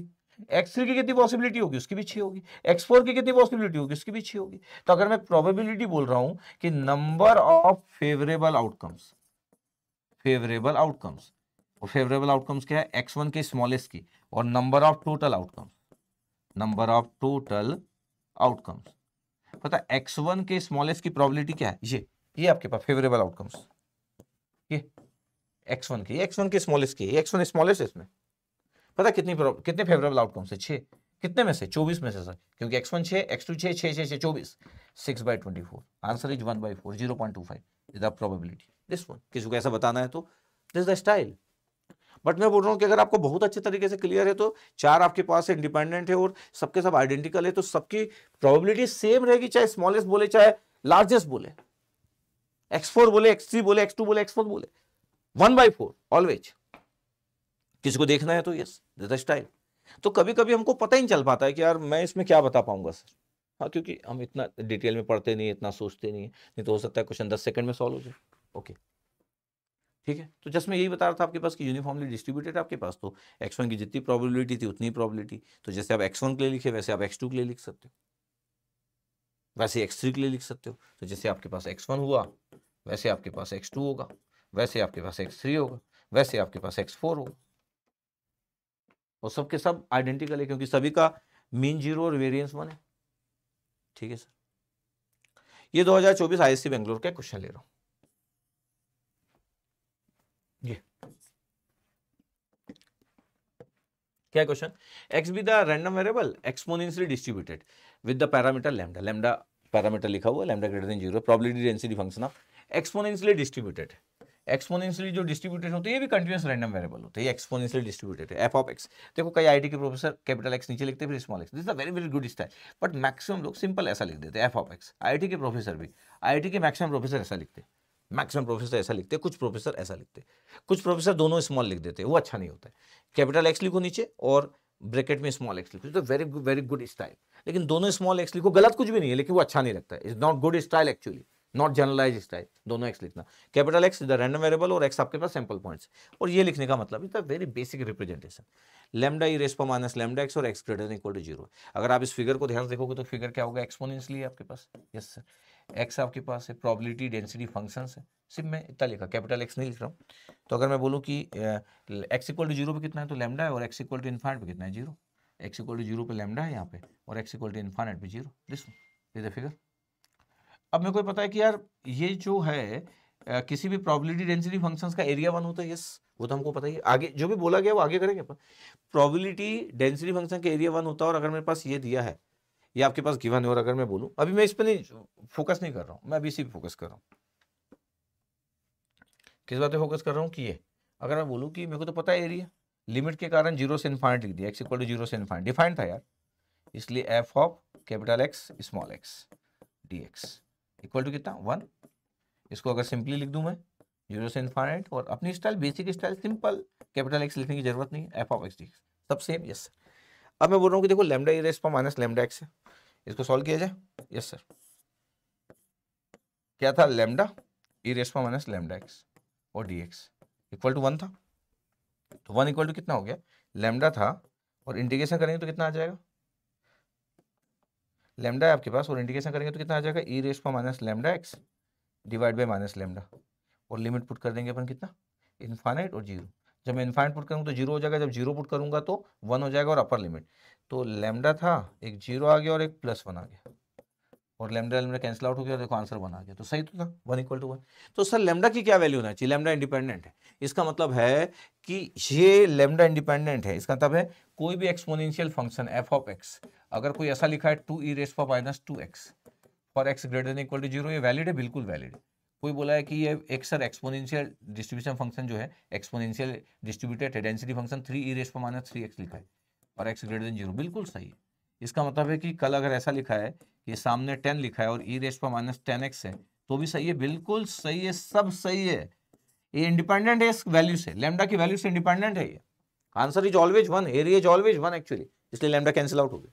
लैम्डा की जगह कुछ भी पुट कर लो, 2, 3, 10, 100 कुछ भी पुट कर लो, इज ऑलवेज वैलिड। अभी क्वेश्चन स्टार्ट नहीं कर रहा, मैं तो बता रहा हूं कि एक एक्सपोनेंशियल डिस्ट्रीब्यूशन का ये वन ऑफ द स्टाइल होता है कि x greater than equal to 0 और फिर ये लैम्डा से इंडिपेंडेंट होगा। लैम्डा की कोई भी वैल्यू पुट करो, इज ऑलवेज वैलिड, क्योंकि area is always 1, area is always 1। ठीक है, अब ये क्वेश्चन था एक्सपेक्टेड वैल्यू वेरिएंस, कुछ कुछ गिवन था कि अगर ये इसके बराबर है तो बताओ क्या लैम्डा की वैल्यू बता, ऐसा करके लिखा था। अगर मैं इसके एक्सपेक्टेड वैल्यू की बात करूं कि इसका एक्सपेक्टेड वैल्यू क्या होगा, अगर मैं इसकी बात करूं तो क्या होगा। ठीक है, मेरे पास गिवन है एफ ऑफ एक्स और वैल्यू कितना है lambda E raise power minus lambda x for x greater than equal to 0। ठीक है, इतना है। अगर मैं बोलूं कि एक्सपेक्टेड वैल्यू ऑफ एक्स क्या होगा, रैंडम वेरिएबल एक्स की, कंटीन्यूअस रैंडम वेरिएबल है, एक्स की लिमिट 0 से इन्फाइनाइट इसलिए क्योंकि दिया हुआ है, एक्स मल्टीप्लाई होगा लैम्डा के साथ ई raise power minus lambda x D x. By part integration कर सकता हूँ, बिल्कुल कर सकता हूँ, गांव फंक्शन यूज कर सकता हूँ, यस। तो 2 वेज है, बाई पार्ट इंटीग्रेशन का वेज मेरे पास है, बाई पार्ट इंटीग्रेशन कर सकता हूं मैं, या मैं बीटा नहीं गामा फंक्शन यूज कर सकता हूं, गामा फंक्शन, दोनों तरीके से मैं से कुछ भी कर सकता हूं, आपका मैथ्स अच्छा होना चाहिए बस। अच्छा, अगर मैं गामा फंक्शन यूज कर रहा हूं तो गामा फंक्शन की भी डेफिनेशन मेरे को पता होना चाहिए कि गामा इन इक्वल टू क्या होता है। सर गामा इन इक्वल होता है 0 से इन्फाइनाइट एक्स की पावर n माइनस 1 ई की power minus x D x. अच्छा, अगर मेरे को किसी भी लिखना है तो सर अगर आपको एक्स का वाई लिखना है तो वाई भी लिख सकते हैं, ई की पावर माइनस वाई की पावर n माइनस 1 और डी वाई, कुछ भी लिख सकते हैं, ऑल आर सेम, टी लिखूँ एक्स लिखूँ कुछ भी लिखूँ। अगर मैं यहाँ पे ध्यान से अगर मैं बोलूँ कि देखो मेरे पास लैम्डा एक्स है, लैम्डा एक्स को मैं वाई एज्यूम कर ले रहा, मेरे को गामा फंक्शन जब भी लगता है मेरे को लगता है मजा है लिखने का, अदरवाइज तो मैं बाई पार्ट इंटीग्रेशन अप्लाई कर सकता है। लैम्डा एक्स को वाई मान लूँ तो क्या होगा सर, अगर आप ऐसा कर लोगे आपके पास तो इंटीग्रेशन में ना वाई की लिमिट 0 पुट करोगे तो 0 ही आएगा और इन्फाइनाइट पे इन्फाइनाइट ही आएगा, बट लैम्डा एक्स आपके पास जो है वो वाई हो गया, लैम्डा इंटू एक्स वाई हो गया। ठीक है, और ई की पावर माइनस लैम्डा एक्स कितना हो गया, ई की पावर माइनस लैम्डा एक्स की वैल्यू कितना हो गया आपके पास, ये हो गया लैम्डा एक्स के लिए वाई, तो ई की पावर माइनस वाई। बताओ लेकिन डी एक्स कितना हो रहा है यहाँ से d x d y upon lambda. ठीक है, तो डी वाई अपॉन लैम्डा हो गया, तो एक लैम्डा फिर भी बच गया। अब पता आपके पास इसको कंपेयर करो, कंपेयर करो ध्यान से, e की power minus 1 n minus 1 equal to minus 1 है। अगर मैं गामा फंक्शन से कंपेयर कर रहा हूँ तो ये y की पावर 1 है और ये यहाँ से दिखेगा आपके पास ये, इसका मतलब है कि n माइनस 1 इक्वल टू 1 है, तो n इक्वल टू 2 आ गया और 1 बाई लेमडा था, 1 बाई लेमडा था और पता है कितना आ गया गामा 2, गामा 2 होता है, गामा n मतलब n माइनस 1 फैक्टोरियल, तो गामा 2 1 फैक्टोरियल होगा, तो 1 फैक्टोरियल और लेमडा 1 फैक्टोरियल 1 होता है, तो आंसर इज 1 बाई लेमडा। ये बाई पार्ट इंटीग्रेशन से भी आप ट्राई कीजिएगा, मैं गामा फंक्शन यूज कर लिया, मेरे को लगता है कुछ भी कर सकते हैं अपन मैथमेटिकली जब पढ़ते हैं, तो अपना अप्रोच होना चाहिए कि वी कैन डू एनीथिंग, और वो भी कॉन्फिडेंस के साथ। 1 by lambda is the mean value. इसका मतलब ये हुआ कि ये जो एक्सपेक्टेड वैल्यू थी ये आपके पास जो एफ ऑफ एक्स था, जो बड़ा कुछ लोग बड़ा फेमस मानते हैं कि लैम्डा ई raise power minus lambda x है for x greater than 0 is the standard exponential function, जिसका मीन वैल्यू 1 बाई लैम्डा होता है। ऐसा याद नहीं करने की जरूरत है, सिंपली सॉल्व कर लिया आ गया, ऐसा थोड़ी याद कर लेंगे, लेकिन ठीक है अगर पता है तो इट्स गुड थिंग। सर इसका अगर मैं मीन स्क्वायर वैल्यू निकालूं तो चलो मीन स्क्वायर वैल्यू निकाले, जैसा कुछ इशू नहीं है, मीन स्क्वायर वैल्यू निकालो तो क्या होगा, 0 से इनफाइनाइट आप बार बार क्यों लिख रहे हैं, क्योंकि एक्स की value greater than equal to 0 है, एक्स स्क्वायर मल्टीप्लाई करोगे फंक्शंस की वैल्यू कितना है लैम्डा ई raise power minus lambda x है और डी एक्स है। इसको भी सॉल्व करने के लिए मैं क्या करूंगा, इसको भी सॉल्व करने के लिए मैं करूंगा कि लैम्डा एक्स को वाई पुट कर लिया, तो डी एक्स इक्वल टू कितना हो गया डी वाई अपॉन लैम्डा। अब देखते क्या क्या होता है, 0 से वाई की वैल्यू 0 से इनफाइनाइट हो गई एक्स की जगह, फिर आपके पास एक्स स्क्वायर कितना हो गया y square by lambda square, x square हो गया y square by lambda square. ठीक है, ठीक है, लैम्डा तो था पहले से, ये लैम्डा था, ई की पावर कितना हो गया ई की पावर माइनस वाई हो गया, डी एक्स की वैल्यू कितना हो गया sir d y upon lambda. तो ये वाला लैम्डा जो था कैंसिल आउट हो गया, ये वाला लैम्डा इस वाला लैम्डा से, तो 1 बाई लैम्डा स्क्वायर बचा, और ये वाई स्क्वायर है तो n माइनस 1 की जगह वाई स्क्वायर है तो गामा 3 आ गया। इसका मतलब पता है कितना आ गया 1 अपॉन लैम्डा स्क्वायर और गामा 3 कितना होगा 2 फैक्टोरियल, तो 2 factorial upon lambda square, 2 factorial 2 होता है, तो answer is 2 upon lambda square. इसका मतलब है कि मीन स्क्वायर वैल्यू कितना आ गया sir, mean square value 2 upon lambda square आ गया, तो mean square value 2 upon lambda square आ गया, यस सर। फिर से लिखता हूं मैं, अच्छा, मैं ऐसा सोचता हूँ कि बार बार आपको चीज़ों को देखते रहना चाहिए, चीज़ें आसान होने लग जाती है जब आप बार बार उसके पीछे पड़ जाते हो इस तरीके से। ये इसकी एक्सपेक्टेड वैल्यू अभी हम थोड़ी देर पहले निकाले, कितना निकला था 1/λ। लैम्डा कुछ भी हो सकता है ना, लैम्डा 2 हो सकता है, 3 हो सकता है, 100 हो सकता है। Expected value of x square कितना निकला सर, 2/λ² निकला। पता वेरिएंस क्या होता है? वेरिएंस मतलब सिग्मा का स्क्वायर, स्टैंडर्ड डेविएशन का square, mean square value minus mean का स्क्वायर, मीन का होल स्क्वायर। तो ये 2/λ² था और ये 1/λ था, इसका स्क्वायर करना है 1/λ का, तो 1/λ का स्क्वायर की तो 1/λ² आ गया। पता वेरिएंस 1/λ² आ रहा है, इसका तो वेरिएंस भी 1/λ² होता है। अच्छा, इसका मतलब है कि मीन 1/λ, मीन स्क्वायर वैल्यू 2/λ² और वेरिएंस 1/λ²। अगर मैं स्टैंडर्ड डेविएशन बोलूँ तो स्टैंडर्ड डेविएशन 1/λ, तो स्टैंडर्ड डेविएशन 1/λ होगा। इतने रिजल्ट से आपके पास एक एक्सपोनेंशियली कंटीन्यूअस रैंडम वेरिएबल का एक्सपोनेंशियली डिस्ट्रीब्यूशन का। ओके सर, ठीक है, इतना दिखा? Yes sir. अब अगर मैं ध्यान से देखूँ कि बाबा गिवन क्या था, क्वेश्चन के बाद जाए वापस जाते, चालू कर थोड़ी देर के लिए। क्वेश्चन में क्या गिवन था? 5 expected value of x equal to variance of x था, और लैम्डा की वैल्यू निकालता। 5 expected value variance of x था, ठीक है, 5 एक्सपेक्टेड वैल्यू ऑफ एक्स था, ये गिवन था। कर लेते हैं अपन। हाँ, क्या था गिवन? गिवन था 5 expected value of x equal to variance of x, ये ऐसे था, 5 expected value of x equal to variance of x. ठीक है, चेक कर लेते हैं। हाँ, वेरिएंस ऑफ एक्स था, ठीक है। अगर ऐसा लिखा था आपके पास तो अब तो हम सॉल्व कर सकते हैं। ध्यान देखना, क्या सॉल्व कर सकते हैं कि सर अगर मैं बोलूँ कि तो सर एक्सपेक्टेड वैल्यू की वैल्यू कितना आया? सर एक्सपेक्टेड वैल्यू आया आपके पास सर 1/λ, बिल्कुल सही। और वेरिएंस ऑफ लैम्डा कितना आया था आपके पास?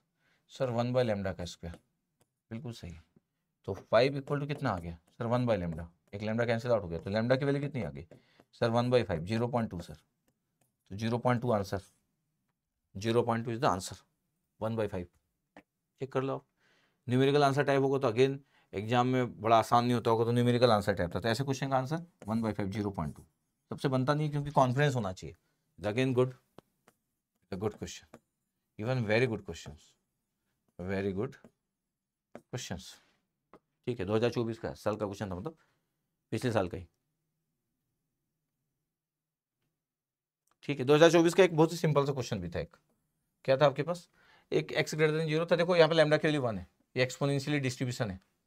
लैम्डा की वैल्यू 1 है तो 1 यहाँ पे भी 1 यहाँ पे भी, तो e⁻x है, ऐसा फिगर है, एक exponentially perfect exponential figure, F of x लिखा। हाँ, अब देखो इस क्वेश्चन में देखो दोनों जगह स्मॉल लिख दिया, is not good style. Good style क्या होती है? गुड स्टाइल ये होती है कि कैपिटल एक्स नीचे लिखो, यहाँ पे लिखो small x, is the good style. इसको बोलता हूँ गुड स्टाइल। या तो फिर आप लिखो ही मत, फिर सिर्फ एक ही लिखो एक्स, ये मत लिखो, ये इसको मैं अच्छा नहीं मानता हूँ, बट ठीक है, सही है सब कुछ, कोई प्रॉब्लम नहीं। ये आपके पास हो गया x इक्वल टू 0 पे कितना है? 1 है, ठीक है, exponential distribution. The probability of x greater than 2, तो इसमें तो आप ये बोल सकते हो कि सर प्रोबेबिलिटी पूछा था x ग्रेटर देन 2, तो sir probability of x greater than 2, ये ऐसे ही पूछा है। अब x ग्रेटर देन 2 पूछा है या probability of x greater than equal to 2 पूछा है, इसमें कुछ भी इशू नहीं है, याद रखिएगा। इसका मतलब है कि सर x की वैल्यू 2 से लेके इन्फानेट तक, ये, और f of x probability density functions का एरिया, तो 2 से इन्फानेट, और ये वैल्यू कितना था? e⁻x है, इंटीग्रेट कर दो, माइनस आ जाएगा। माइनस नहीं लिखना है तो क्या कर दो सर? अपर और लोअर लिमिट इंटरचेंज कर देते, 2 पर कर दिया और इन्फाइनाइट नीचे, माइनस नहीं लिखा ना मैं इंडिकेशन का, तो e⁻² आ गया और माइनस e⁻∞ आ गया। e⁻² होता है 0. e⁻⁻1 0.368 होता है और e⁻² 0.135 होता है, मतलब कैलकुलेटर से चेक कर लेना आप। और ये 0, तो सर 0.135 आ गया, 0.135। ये आपके पास प्रॉबिलिटी पूछा है, द प्रॉबिलिटी 0.135, एग्जाम में 0.135, तो e⁻² की वैल्यू चेक कर लेना आप, इतना ही होता है, 0.135 चेक कर लेंगे आप। ठीक है, इतने आ जाएगा, सिंपली सॉल्व हो गया।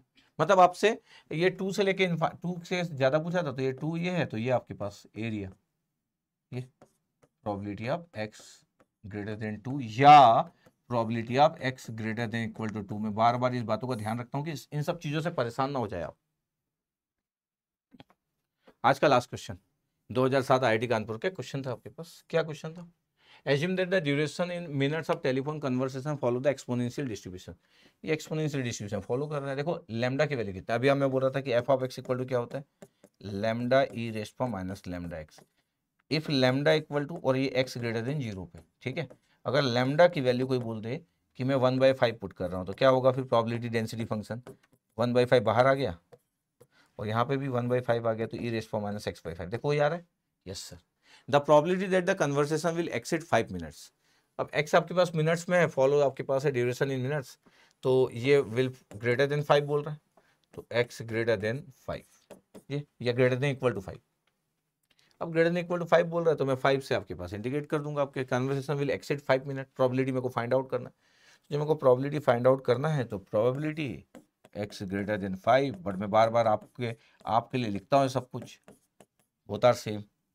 इंडिकेशन कितना हो गया, x की वैल्यू 5 से लेके इन्फाइनाइट तक, और ये आपके पास है 1/5 ई रेस्ट पावर माइनस x/5 और dx।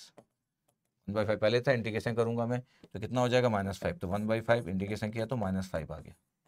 लिमिट की ई रेस्ट पावर माइनस x/5 था, लोअर अपर लिमिट इंटरचेंज नहीं करेंगे क्योंकि माइनस ले चुके थे अपन, नॉर्मल इंडिकेशन किए, ये कैंसिल आउट हो गया, -1 बाहर बच गया। अब x की अगर इन्फाइनाइट पुट करें तो E rest power minus infinite, -5 put किया तो ई की पावर 5/5। तो अगर मैं ध्यान से रखूँ कि माइनस तो यहाँ बचा था बाहर, ये आ गया 0, ये आ गया ई की पावर -1, ब्रैकेट का माइनस ओपन किए तो ई की पावर -1 आ रहा है आंसर 0.368, ई की पावर -1। The probability x greater than equal to 5, इसका मतलब है ये 5 मिनट से एक्सेड अगर आपके पास है तो कितना होगा, तो इसका एरिया ही फाइंड आउट करना था। ई रेस्ट पर -1 कहीं भी दिख रहा है, 1/e, ये A answer, A answer, this the E inverse 0.368। ये कन्वर्सेशन विल एक्सीड 5 मिनट निकाल लिया, तो एरिया निकालना था। तो ऐसे क्वेश्चन तो बहुत ही आसान क्वेश्चन होते हैं, simple question, simple question, simple. आपको सबसे ज्यादा क्वेश्चन इसी पे बेस आते हैं कि कोई डिस्ट्रीब्यूशन दी और प्रोबेबिलिटी कोई पूछ रहा है, तो आपको एरिया निकालना है, इंडिकेशन करना है, सिंपल, वेरी वेरी सिंपल। तो मैं एक्सपोनेंशियल डिस्ट्रीब्यूशन की भी कुछ बातें कर दी है जितना हो सकता था। तो ये लगभग मेरे रैंडम वेरिएबल की पूरी बातें हुई। नेक्स्ट लेक्चर में मैं आपको स्टैटिक्स स्टार्ट कर दूंगा, स्टैटिक्स वाला मैं बता दूंगा, मीन मोड मीडियन, वहाँ पे जिस टाइप के क्वेश्चन आते हैं वो सब मैं कवर कर दूंगा, लगभग 1 क्लास या 2 क्लास में पूरा कवर कर दूंगा। तो फिर मेरा स्टैटिक्स वाला पार्ट भी कंप्लीट हो जाएगा, ठीक है। तो चलो ये आज का सेशन तो एंड किया। आप ऐसे ऐसे पढ़ते रहिए, अच्छे से फॉलो करते रहिए, प्रॉपर नोट्स बनाते रहिए। अगर आप मेरे को फॉलो कर रहे हैं तो प्रॉपर नोट्स बनाइए। अगर आप प्रॉपर नोट्स बना लिए तो आपसे अच्छा मैथ्स किसी का हो नहीं सकता, लेकिन ये बड़ा इंपॉर्टेंट है कि आप नोट्स बनाते हो कि नहीं बनाते हो, ठीक है। चलो ओके, थैंक यू।